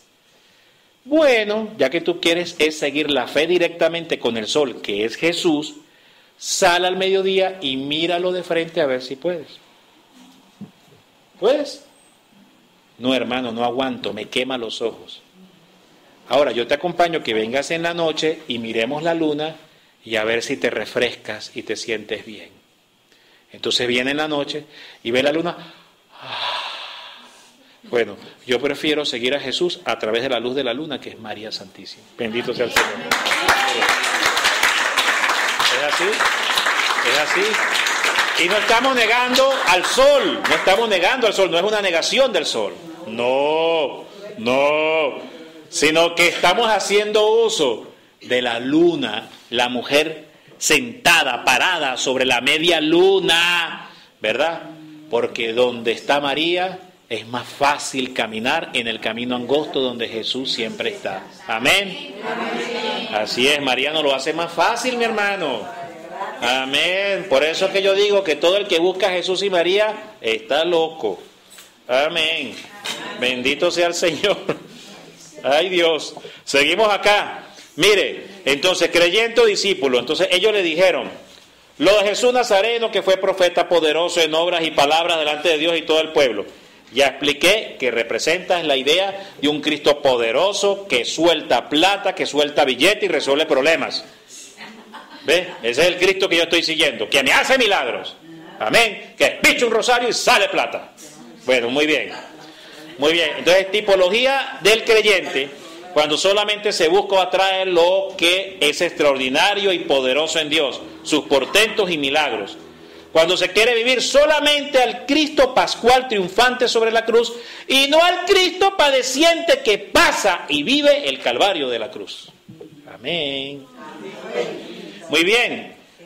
Hoy más que todo esto lo vimos místicamente, este sufrimiento, aunque hay pruebas físicas. Entonces fíjese usted algo bien interesante. Bien interesante. Esto, ¿a quién le dice Jesús? Apártate de mí, diablo, que solamente quieres hacer. ¿Cómo le parece? Y era papa. Claro, después se arrepiente, amén. La virtud de Pedro no era porque pecaba, porque es que metía las patas hasta el fondo. La virtud y grandeza de Pedro, ¿dónde estaba? Que después se humillaba hasta el fondo también y Dios lo exaltaba. Amén. Ahí está su grandeza, esa era su grandeza. Que era una miseria grande, sí, porque mire usted, Pedro estuvo endemoniado, aquí estaba endemoniado. Va de retro Satanás, eso fue lo que le dijo Jesús. ¿Eso para quién es? ¿Para el que está endemoniado? Estaba Pedro, estaba poseído. Apártate de mí, Satanás. Después resulta que lo traiciona 3 veces. Y lo niega con maldiciones. Con maldiciones. Porque la gente se le acercaba y él maldecía. Entonces, endemoniado, traidor y maldiciente. Y después, para colmo de males, después andaba desviando la doctrina. Porque Pablo tuvo que ir a reprenderlo. Porque en el capítulo 2 del libro de Gálatas dice que Pedro estaba haciendo lo incorrecto, estaba judaizando, quería judaizar a los paganos bajo el rito de Moisés. Y entonces Pablo va de frente y dice, es de resistir lo que haces, hipócrita. De frente se lo dice Pablo a Pedro. Claro, Pedro se arrepiente, es que eso era lo tremendo de Pedro. Pedro no se engrinchó a pelear, Pedro se arrepiente. Y después al final, cuando va muriendo, cuando Jesús le dice, cuando tú eras pequeño iba donde tú querías, cuando seas grande otro te ceñirá y te llevará donde tú no quieres, indicando la forma en que daría gloria a Dios por su muerte, en la forma como iba a morir. Muy bien, y esta expresión, ¿cuo vadis? No, hombre, ¿dónde vas? Y Pedro iba huyendo, y huyendo, no. Entonces fíjese, ¿verdad? Iba huyendo. Entonces, mire, vea usted a Pedro, endemoniado, traidor, maldiciente, desviador de la doctrina y huidor de la cruz. ¿Qué tal? Y ese es el primer papa. Pero ¿qué pasa? en cada uno de esos delitos, en todos se humilló hasta la muerte cruz, y Jesús también lo levantó y lo exaltó. Amén. Amén. Jesús sabía, yo sé, Pedro, que me vas a traicionar 5 veces de esa manera, que la vas a en Pedro, no son 5, fueron 5, sí. Bueno, es decir, endemoniado, traidor, maldiciente, desviador de la doctrina y huidor de la cruz, 5. Entonces, que se equiparan a los 5 pecados también de Saulo de Tarso. Fueron 5 pecados que Saulo también tuvo. Increíble, ¿no? Para que usted vea el paralelismo entre los dos apóstoles, las 2 columnas de la iglesia. Muy bien. Y resulta que Jesús dice, Pedro, yo sé que la vas a embarrar hasta el fondo 5 veces, pero sé también que te vas a humillar. Y yo te voy a perdonar y te voy a exaltar. Amén. Esa era la virtud. Por eso que Jesús no lo elige a él porque vaya a embarrarla. Porque Dios no está buscando hombres perfectos. Amén. Dios lo que está buscando es hombres que cuando se equivoquen sean prontos para humillarse, reconocer y pedir perdón. Amén. Amén. Ese es el tipo de corazón que Dios está buscando. Por eso es que Dios dice, hablando del rey David, al profeta Natán, dice al profeta Samuel, porque después vino el profeta Natán, fueron los 2 profetas que hubo en el tiempo de David. Primeramente el profeta Samuel, dice, lo mandó a ir a la familia del papá de David, dice, porque me he elegido a uno que es conforme a mi corazón. Le dijo, porque ustedes miran por la apariencia, pero Dios no mira por la apariencia, sino mira por el corazón. Amén. Y entonces, pero bueno, ¿cómo Dios va a decir que halló uno conforme a él si llegó y mandó a Urías al frente, al ejército, allá donde reciaba la batalla para matarse porque llegó y deseaba a Betsabé y se casó con Betsabé y le metió gato enmochilado ahí a la esposa? Y mire lo que hizo. Pero si ese es un redelincuente, fornicario, adúltero, Dios no se estaba refiriendo a esa condición. Dios lo que estaba diciendo es que cuando él haga eso, yo lo voy a reprender y él se va a entristecer tanto, se va a humillar tanto y se va a repetir tanto que eso me va a agradar tanto que yo lo voy a exaltar y lo voy a perdonar. Amén. Amén. Eso se refería, por eso decía parecido a mi corazón, conforme a mi corazón. Se refería a esa condición de humildad, no a que no fuera pecador. Amén. Muy bien, seguimos acá. Entonces dice aquí, y por el contrario, no el camino de la cruz, hablando de este profeta poderoso en obras y palabras, no el camino de la cruz, del que tanto predica Jesús, que dice, el que quiera seguirme, niéguese a sí mismo, tome su cruz y sígame, y del que tanto San Pablo proclamará, pues predicamos a un Cristo crucificado, mas no vivo yo, muero para el mundo, vivo para Cristo crucificado en mí, que nadie me jorobe, me moleste, dice San Pablo, pues tengo las señales del cuerpo de Cristo sobre mí. En todo y por todo estoy probado y aprobado, pues sé vivir en abundancia y sé también cómo padecer necesidad, pues todo lo puedo en Jesucristo que me fortalece. Amén. Amén. Aquí San Pablo habla de la cruz, el evangelio auténtico de la cruz, en contraste con el evangelio de la prosperidad. Amén. Que usan la palabra para decir que usted va a ser rico, bello y famoso. Ojo con eso, cuidado. Muy bien. Mire usted este testimonio. Una mujer muy católica que andaba con un padre, el padre Roberto, y andaba con el padre Roberto y estaba con los sacerdotes y luchando y luchando y luchando y luchando y luchando. Oiga esto.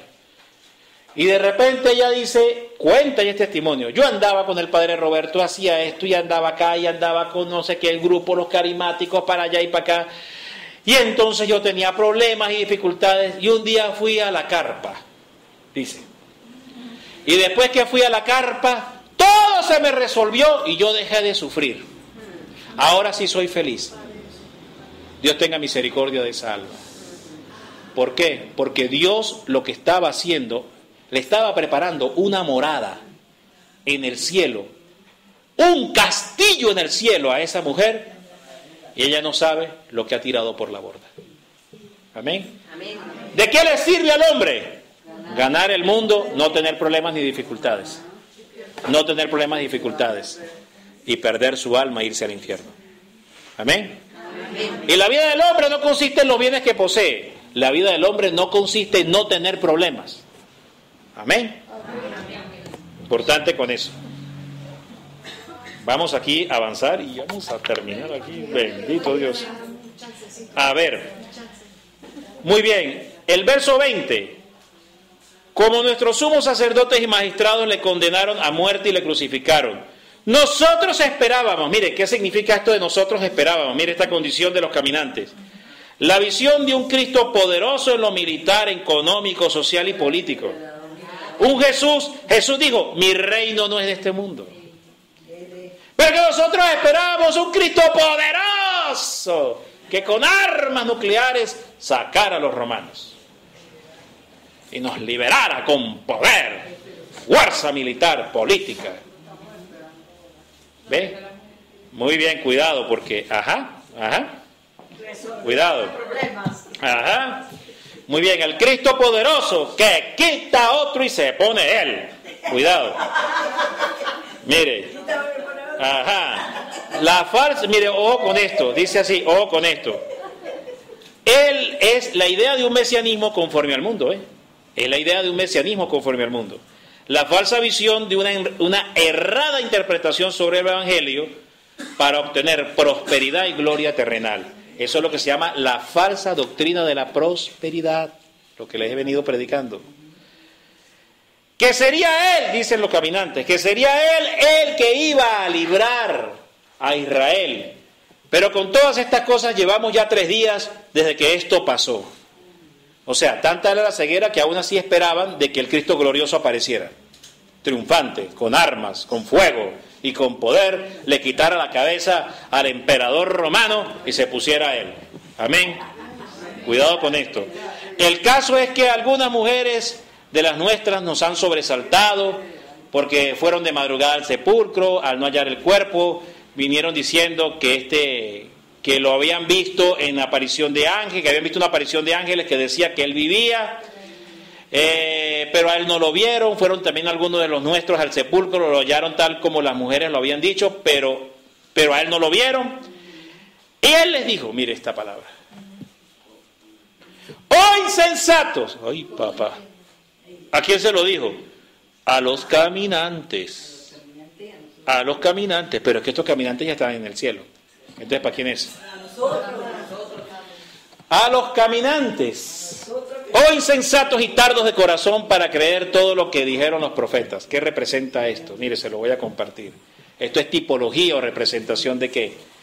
Es el hombre o la comunidad creyente que lee las escrituras, que conoce la historia sagrada, mediante un proceso de memorización, de intelectualización, sí, se las pueden aprender hasta de memoria, pero sin interiorización o participación del Espíritu. Es aquel que reza, llena las bancas de la iglesia los domingos y entre semana incluso, ¿ok? Llena las bancas de la iglesia asistiendo al culto de la Santa Misa, pero con una participación tibia o superficial en la fe. Son los votos y dones del bautismo que están apagados y como el único talento enterrado en la tierra. ¿Y qué le dijo Jesús al que enterró el talento? Oh, buen siervo, ¿cómo me has agradado? Ven para acá, te voy a dar una isla sola en el Caribe para ti.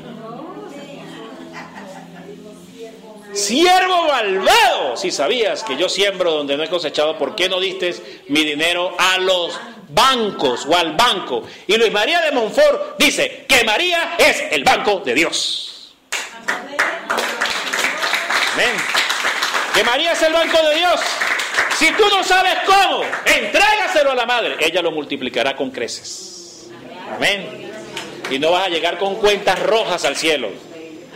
Amén. Esto es importantísimo.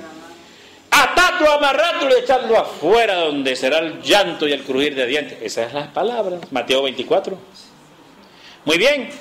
Dice así: Y aquí la importancia del poder de la consagración al Inmaculado Corazón de María.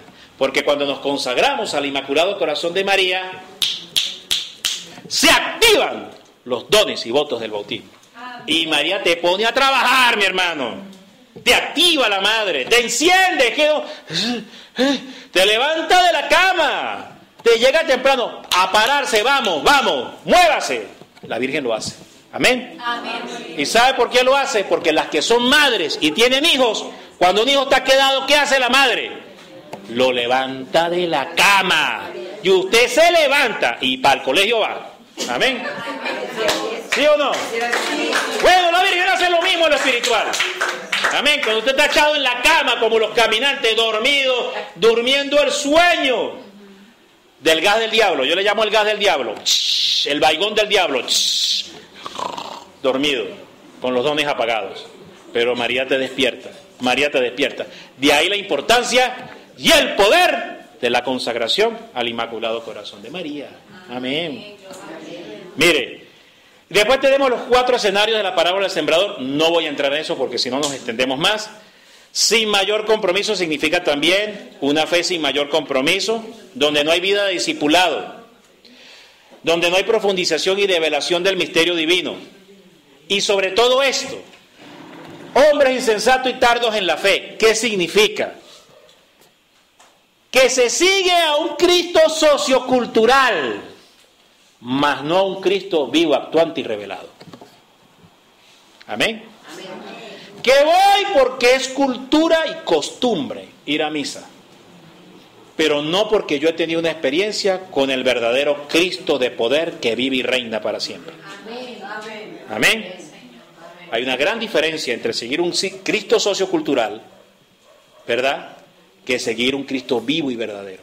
Amén. Y le doy un secreto, hablando del secreto de María. Jamás descubrirás al Cristo vivo y verdadero si no vas al vientre de María. Amén con esto, importantísimo. Seguimos, 26. No era necesario que el Cristo padeciera eso y estuviese así para entrar así en su gloria, le dice Jesús. ¿Qué significa esto? Es indispensable salir de los falsos espejismos y corrientes, ídolos de este mundo que propugnan la exaltación del falso modelo del hombre triunfador, vigoroso y autosuficiente que se alaba y se entrona a sí mismo. Ezequiel 28, le doy esa cita, en la casa estúdiela, Ezequiel 28. Hombre triunfador, vigoroso y autosuficiente que se alaba y se entrona a sí mismo.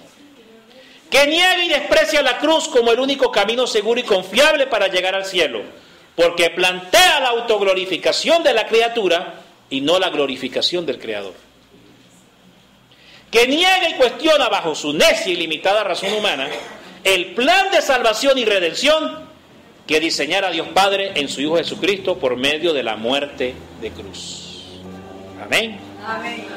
27. Y empezando por Moisés y continuando por todos los profetas, les explicó lo que había sobre él en todas las Escrituras. ¿Qué significa esto? Comprensión y revelación de la palabra de Dios, pero desde una experiencia directa con el Espíritu Santo. ¿Ve? Necesitamos una experiencia directa con el Espíritu Santo. Pero resulta que la experiencia directa del Espíritu Santo, hermano, no le viene sin cruz. Ahí está el problema. No te va a venir una experiencia auténtica, genuina, verdadera, con sello de autenticidad, si no pasas por la cruz. ¿Cuántos dicen amén? Amén. Y se lo voy a demostrar por la palabra. Mire lo que dice San Pablo. Mire lo que dice San Pablo. Primera de Corintios, capítulo 2, verso 1 al 5. Primera de Corintios, capítulo 2, verso 1 al 5. Mire. Así que, hermanos, cuando fui a vosotros para anunciaros el testimonio de Dios, el Evangelio, no fui con excelencia de palabras o de sabiduría. Ojo con esto. Me propuse no saber entre vosotros alguna cosa sino a Jesucristo y a este crucificado. Es decir, yo les fui a predicar un evangelio con la cruz incluida. Amén. Y estuve entre vosotros con debilidad, mucho temor y temblor. Amén. Es decir, yo mismo, mi vida misma y todo lo que yo vivía demostraba que yo estaba crucificado. Y por eso hablaba de un Cristo crucificado. Amén. ¿Y Pablo cómo estaba? ¿Cuántas veces lo sacaron a patadas, apedreado, perseguido, encarcelado? ¿Se ha puesto a ver? Llevó palo como gata ladrona, mi hermano. Muy bien. Y peor que gata ladrona, porque murió decapitado. Le Fontaine, donde cayó 3 veces la cabeza y hay 3 fuentes de agua ahorita ahí Dice así: y estuve entre vosotros con mucha debilidad, mucho temblor, y ni mi palabra, ni mi predicación fueron con palabras persuasivas de humana sabiduría. Es decir, yo no fui a consentirles el ego, ni a acariciarles el ego, ni a predicarles que iban a ser ricos, bellos y famosos. Y que iban a espichar un rosario y iba a salir plata. Yo no le fui a predicar eso. Le fui a predicar ¿qué? Un evangelio con demostración de espíritu y de poder. Pero crucificado. Pero con un Cristo crucificado. Para que vuestra fe, mire la clave, para que vuestra fe no esté fundamentada en la sabiduría de los hombres, que es el falso evangelio, que es el engaño, sino en el poder de Dios. ¿Ve? Entonces, les he predicado un evangelio desde la cruz para que su fe realmente esté fundamentada en el poder de Dios. Amén. O sea que cuando vengan cantos de sirena y usted por ahí le estén predicando que usted va a ser rico, bello y famoso, cuidado, hermano, porque o pare de sufrir. Amén. Cuidado con eso. Cuidado con eso. Porque aquí vemos cómo Jesús predicó. ¿Cómo Jesús le predicó? Pregunto, ¿cómo Jesús le predicó a los caminantes? ¿Cómo le predicó? Insensatos, lentos, tardos de corazón para entender. Esa fue la predicación de Jesús. ¿No fue la predicación de Jesús? ¿Los acarició? No. ¿Los consintió? No. ¿Vieron? Para nada. Muy bien. 28, bendito Dios. Santo Padre. Al acercarse al pueblo a donde iban, él hizo ademán de seguir adelante. Jesús, me voy a ir por acá. Chao, chao, chao. Lo dejo. Era para ver qué reacción, porque así no, así uno sabía ya qué iban a hacer. Era para saber. Vamos a ver estos sinvergüenzas si entendieron o no. Vamos a ver. Vamos a ver si van para el baile o no van para el baile. Claro, Jesús nos prueba. ¿Qué dice Primera de Timoteo capítulo 2? Que todo obrero es probado y aprobado. Que todo soldado, para que sea alistado en el ejército del Señor, debe ser probado y aprobado. Lo someten a prueba. Si pasa la prueba, sello de aprobación. No lo digo yo, lo dice la palabra. Lo dice la palabra, no lo digo yo. Muy bien. Sí, señor, en Primera de Corintios capítulo 3 habla de eso. Muy bien. Al acercarse al pueblo donde iban, él hizo ademán de seguir adelante. Jesús se hace sentir y desear. Su presencia real crea una atmósfera de seguimiento, ardor, hambre por su verdad y palabra, que se transforma en amor, vida y servicio. Por ejemplo, esta palabra en el libro de los Hechos. Mirad cómo se aman, dice en el libro de los Hechos. Miren cómo se aman los discípulos. Signo y fruto de la verdadera visitación del Señor sobre un hombre o una comunidad. Si usted sobre una persona o sobre una comunidad no ve ni seguimiento del Señor, ni ardor, ni hambre por la verdad y la palabra del Señor, es que Jesús no los ha visitado. No los ha visitado. No los ha visitado. ¿Y por qué no los ha visitado? Porque están huyendo de la cruz. Están huyendo de la cruz. No hay más. 29. Pero ellos le forzaron diciéndole: quédate con nosotros porque ya atardece y el día ya está declinando. Entonces Jesús entró a quedarse con ellos. Dice aquí, la visita real y actuante del Espíritu Santo, que es el bautismo del Espíritu sobre nosotros, provoca cambios y transforma nuestra naturaleza caída, débil y miserable. nos vuelve recipientes inmerecidos, o sea, vasijas de barro, de la gracia de Dios, que nos lleva a convertirnos de creyentes a discípulos, osados, emprendedores, dispuestos, aguerridos, valientes, entendidos, orantes, contemplativos, adoradores, serviciales, versátiles, hospedadores y abiertos para Dios. Amén. Si hemos tenido una real visita del Señor. Ahora, si estos verbos no están en usted o en mí, ¿cuáles verbos? Osado, emprendido, dispuesto, aguerrido, valiente, entendido, orante, contemplativo, adorador, servicial, versátil, hospedador y abierto para Dios. Si esos verbos no están en usted, Jesús no te ha visitado. Jesús no te ha visitado, hermano. Eres un creyente, eres un caminante, no un discípulo. Porque estas son características del discípulo. ¿Cuántos dicen amén? Amén. Muy bien. Y sucedió que cuando se puso a la mesa con ellos, tomó el pan y pronunció la bendición, lo partió y se lo iba dando. Aquí tenemos ya la gloriosa Eucaristía. El culmen de la manifestación de la gloria de Dios en medio nuestro, su cuerpo y sangre que nos da la vida eterna en la Sagrada Eucaristía, fin y propósito y objeto del culto a Dios, donde acudimos para verle, contemplarle, amarle, adorarle y recibirle en la mesa del pan y la palabra vida. Y apréndase esto, ¿qué es la Eucaristía? Comienzo y fin y comienzo de la vida de un discípulo. Es la Eucaristía.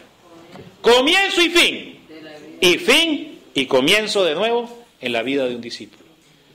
Eso es la Santa Eucaristía. O sea, no puede haber discipulado si usted no parte y consume el pan dignamente como lo establecen los sacramentos. Amén.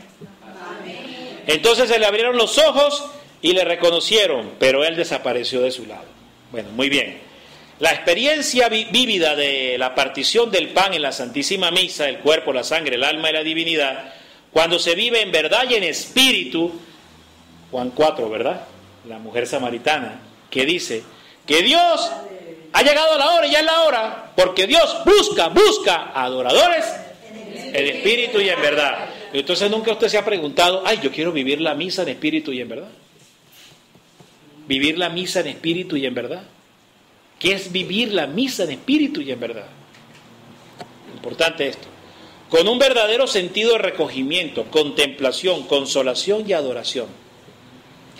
Nos abre la visión interior a la dimensión del Espíritu de Dios y nos transustancia en portadores de la gracia llenos de su Espíritu.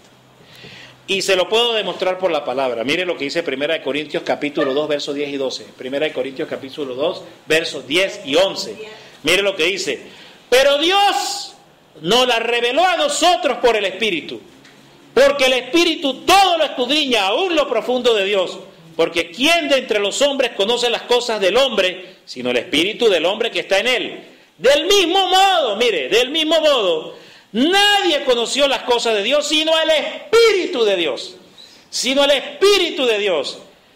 Quiere decir que el que comulga y se transustancia y se hace uno con Cristo de manera digna, en verdad y en espíritu, está lleno del Espíritu de Dios y puede tener la experiencia que tuvo Sor Faustina de la inspiración de la Divina Misericordia y de tener grandes calamidades, desastres y tragedias que puedan venir a tu vida o a la vida de tus vecinos, de tus hermanos o de tu país. Amén. Muy bien. Seguimos acá. Y nosotros no hemos recibido el espíritu del mundo, sino el espíritu que proviene de Dios. Y eso es la Eucaristía. Porque ¿de qué espíritu usted se llena en la Eucaristía? Del Espíritu de Dios. Para que sepamos lo que Dios nos ha concedido. Para que sepamos, se abran los ojos, se abran los ojos y entendamos lo que Dios nos ha concedido. Eso es correr el velo, correr el cortín. Amén. Una cosa es, pásame esa Biblia para dar este ejemplo. Una cosa es caminar con libro sellado en mi vida, con libro sellado, libro cerrado, ¿ok? Y otra cosa es caminar con libro abierto. Amén. Que tu vida y mi vida sea una vida de libro abierto, no libro sellado. Amén. Pero ¿sabe qué abre el libro? Léase Apocalipsis 10. cuando el ángel que aparece sobre dos aguas, tierra y océano, ¿okay? El ángel grande, el ángel 10 de Apocalipsis, le dice a San Juan, y él va y toma el libro, dice que al principio fue gozo y después fue amargura en su vientre. Es decir, lo que abre el libro es la cruz. Es imposible abrir el libro sin la cruz. Amén. Muy bien. 32. Se dijeron uno al otro: ¿no estaba ardiendo nuestro corazón dentro de nosotros cuando nos hablaba en el camino y nos explicaba las Escrituras? Los efectos de una experiencia producto de un verdadero encuentro, visita de la unción de Jesús el Maestro. Fíjese, había fuego en sus corazones, ¿verdad? Signo de fuego. ¿Y qué fue lo que vino en el 1.14 sobre los apóstoles? Fuego. Lenguas de fuego. Y el Señor dice, amén. Entonces, es imposible tener un Pentecostés si tú no vives en verdad y en espíritu la Santa Eucaristía. Amén. Ahí está. 33. Ya no falta nada. Levantándose al momento, se volvieron a Jerusalén y encontraron reunidos a los 11 y a los que estaban con ellos. Entonces, 11 kilómetros de desobediencia. ¿Qué hicieron? Después de la experiencia, todo este proceso de experiencia y de que Jesús los reprendió, los sacudió, se enderezaron, viraron y regresaron de nuevo. Entonces, fíjese, aquí le voy a dar varios escenarios. De la desobediencia a la obediencia, de creyente a discípulo, de conversión, viraje en el camino, de ascenso natural a lo sobrenatural. Hay que sobrenaturalizar la fe. ¿Ustedes sabían que no hay cosa más sobrenatural que la Eucaristía? ¿La Eucaristía es sobrenatural o no? Pregunto. ¿Es sobrenatural o no la Eucaristía? Bueno, entonces es pasar de lo natural a lo sobrenatural. Subir al monte o montaña, de libro sellado a libro abierto, de cortín velado cerrado a un cortín corrido o revelado, de una fe tibia y cobarde a una fe firme y valiente llena de espíritu o llena de frutos. Amén. Y ya para terminar, y que decían, es verdad, el Señor ha resucitado y se ha aparecido a Simón. Ellos por su parte contaron lo que había pasado en el camino y cómo le habían conocido en la fracción del pan. Ojo, todo aquel que tiene una experiencia auténtica del discipulado con el Señor no puede callar o dejar de publicar su testimonio en medio de la iglesia. Se lanza como Pedro a caminar por encima de las aguas, no le importa aunque después Jesús tenga que levantarle, aun cuando después tenga el susto de estar ahogándose, se lanza a caminar por las aguas, no le importa. Amén. Jesús dijo a Mateo en 10:27, porque ellos habían entrado ya la noche y se metieron en la casa y celebraron la Eucaristía, ¿verdad? Muy bien. Y después salieron bien temprano, cuando despuntó el alba, a reunirse con los apóstoles. Muy bien. Mateo 10:27. Lo que ahora les digo en la oscuridad, grítenlo por todas las partes, para que cuando llegue el amanecer, lo que les susurro al oído, grítenlo desde las azoteas para que todos lo escuchen. ¿No fue lo que hicieron los caminantes de Emaús? ¿Sí o no? Amén.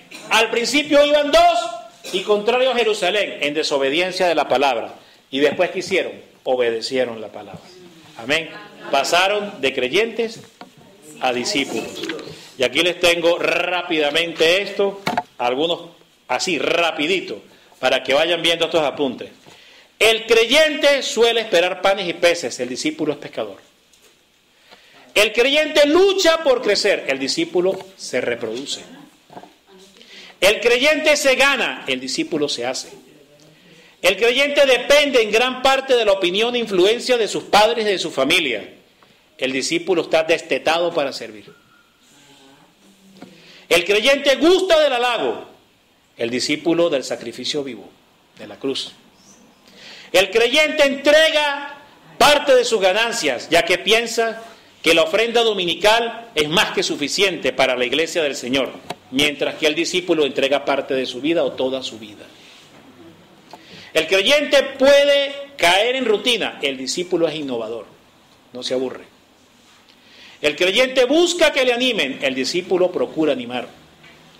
El creyente espera que le asignen la tarea. El discípulo es solícito en asumir responsabilidades bajo un sostenido compromiso en su fe. El creyente murmura y reclama, se queja de la cruz o se espanta ante el compromiso apostólico. El discípulo obedece y se niega a sí mismo y ama la cruz. El creyente suele ser condicionado por las circunstancias. El discípulo aprovecha las circunstancias para ejercitar, vivir y difundir su fe. El creyente reclama o exige que se le visite y que le sostengan en la fe. Solo espera recibir. El discípulo visita y sostiene a otros en su fe. Está pronto más a dar que a recibir. El creyente busca en la palabra de Dios promesas nada más para su vida. Esto es una fe y oración egoísta. Amor propio desordenado se llama esto. Gusto por oír un evangelio de prosperidad personal. El discípulo, en cambio, busca hacer vida las promesas de la palabra de Dios para dar vida a otros. El creyente está centrado en el yo. El discípulo está centrado en ellos. El creyente suele no dar un paso en fe hacia adelante por miedo. El discípulo da pasos agigantados en la fe porque sabe que Dios y María lo sostienen. El creyente pertenece o es miembro de la iglesia. El discípulo hace la iglesia. En el creyente los sacramentos dados por el Espíritu Santo son confirmación y una meta trazada para alcanzar la santidad. En el discípulo son fruto espiritual visible que se manifiesta en obras de misericordia y almas efectiva y eficazmente evangelizadas. Estamos viendo la diferencia entre ser creyente y discípulo. El creyente sirve para sumar, el discípulo para multiplicar. Los creyentes ocupan un lugar en las comunidades, los discípulos aumentan las comunidades. Los discípulos de la primera iglesia transformaron al mundo. Los creyentes actuales del siglo XXI están trastornados por el mundo. La diferencia. Los creyentes esperan milagros. Los discípulos provocan milagros. El creyente es un talento aún por multiplicar. Los discípulos son 2 y 3 talentos multiplicados. Los creyentes resaltan al llenar la iglesia. Los discípulos por transformar las realidades temporales de este mundo para Cristo. Los creyentes son una fuerza en reserva de soldados acuartelados. Los discípulos son soldados de Jesucristo que combaten al mundo, al demonio y la carne. El creyente cuida de las estacas de su tienda. El discípulo ensancha el sitio de su cabaña. Amén. El creyente crea hábitos humanos. El discípulo rompe moldes. El creyente sueña con la salvación. El discípulo se sacrifica y mortifica por alcanzarla. Una cosa es, yo sueño ser salvo, y otra cosa es, me sacrifico y me mortifico por alcanzarlo. La meta del creyente es ganar el cielo. La meta del discípulo es ganar almas para el cielo. El creyente maduro se hace discípulo. El discípulo maduro asume el liderazgo del servicio de los ministerios del cuerpo de Cristo. El creyente necesita de retiros y convivencias para animarse. El discípulo vive animado porque anima retiros y convivencias. El creyente espera un avivamiento, un Pentecostés del Espíritu Santo. El discípulo es parte de él. El creyente agoniza sin morir. El discípulo muere y resucita para dar vida. El creyente retirado de su grupo o parroquia se lamenta de no tener ambiente. El discípulo crea ambiente para ayudar a dar forma a su grupo o parroquia. El creyente se le promete una almohada, al discípulo una cruz. El creyente es socio, se siente dueño. El discípulo es siervo, solo administra. El creyente se enreda con la cizaña. El discípulo supera las escaramuzas del diablo y no se deja confundir. El creyente es espiga, el discípulo es grano lleno en la espiga. El creyente es ojalá, el discípulo es heme aquí. El creyente quizás predica el evangelio, el discípulo hace discípulos. El creyente espera recompensa para dar, el discípulo es recompensado porque da. El creyente necesita de ser pastoreado como oveja, el discípulo apacienta junto a su pastor a los corderos. El creyente asume que recibió la salvación para la cruz de Cristo. El discípulo toma su cruz cada día y sigue a Cristo. El creyente espera que oren por él. El discípulo ora por los demás. El creyente se reúne para buscar encontrar al Señor. El discípulo, por su testimonio y vida, atrae la presencia del Espíritu Santo. El creyente se le enseña la salvación de la sangre de Cristo en la Santa Eucaristía. El discípulo recibe las sagradas especies del cuerpo y sangre del Señor y anuncia contra las potestades de los aires la victoria de Cristo transustanciado en él para gloria de Dios. El creyente confiesa muchas veces el mismo pecado. Eso es hacer sacrílega la confesión. El discípulo no deja caer su confesión sacramental, porque obra en la fe de Cristo que le ha absuelto del pecado. El creyente espera que le interpreten las Escrituras. El discípulo conoce al Señor y habla de Él. El creyente no se trata con miembros de los diferentes grupos. El discípulo se hace como los demás para ganar alguno de ellos para Dios. El creyente busca consejo de los demás para tomar una decisión. El discípulo ora a Dios y consulta con su confesor. El creyente espera que el mundo se perfeccione y el discípulo sabe que el reino de Dios no es este mundo y espera su venida. Dios les bendiga. Buenas noches, hermanos. Ha sido un placer. Dios les pague. Estamos despedidos de su programa Laicos Líderes en la Palabra y será entonces hasta una próxima oportunidad. Dios les bendiga.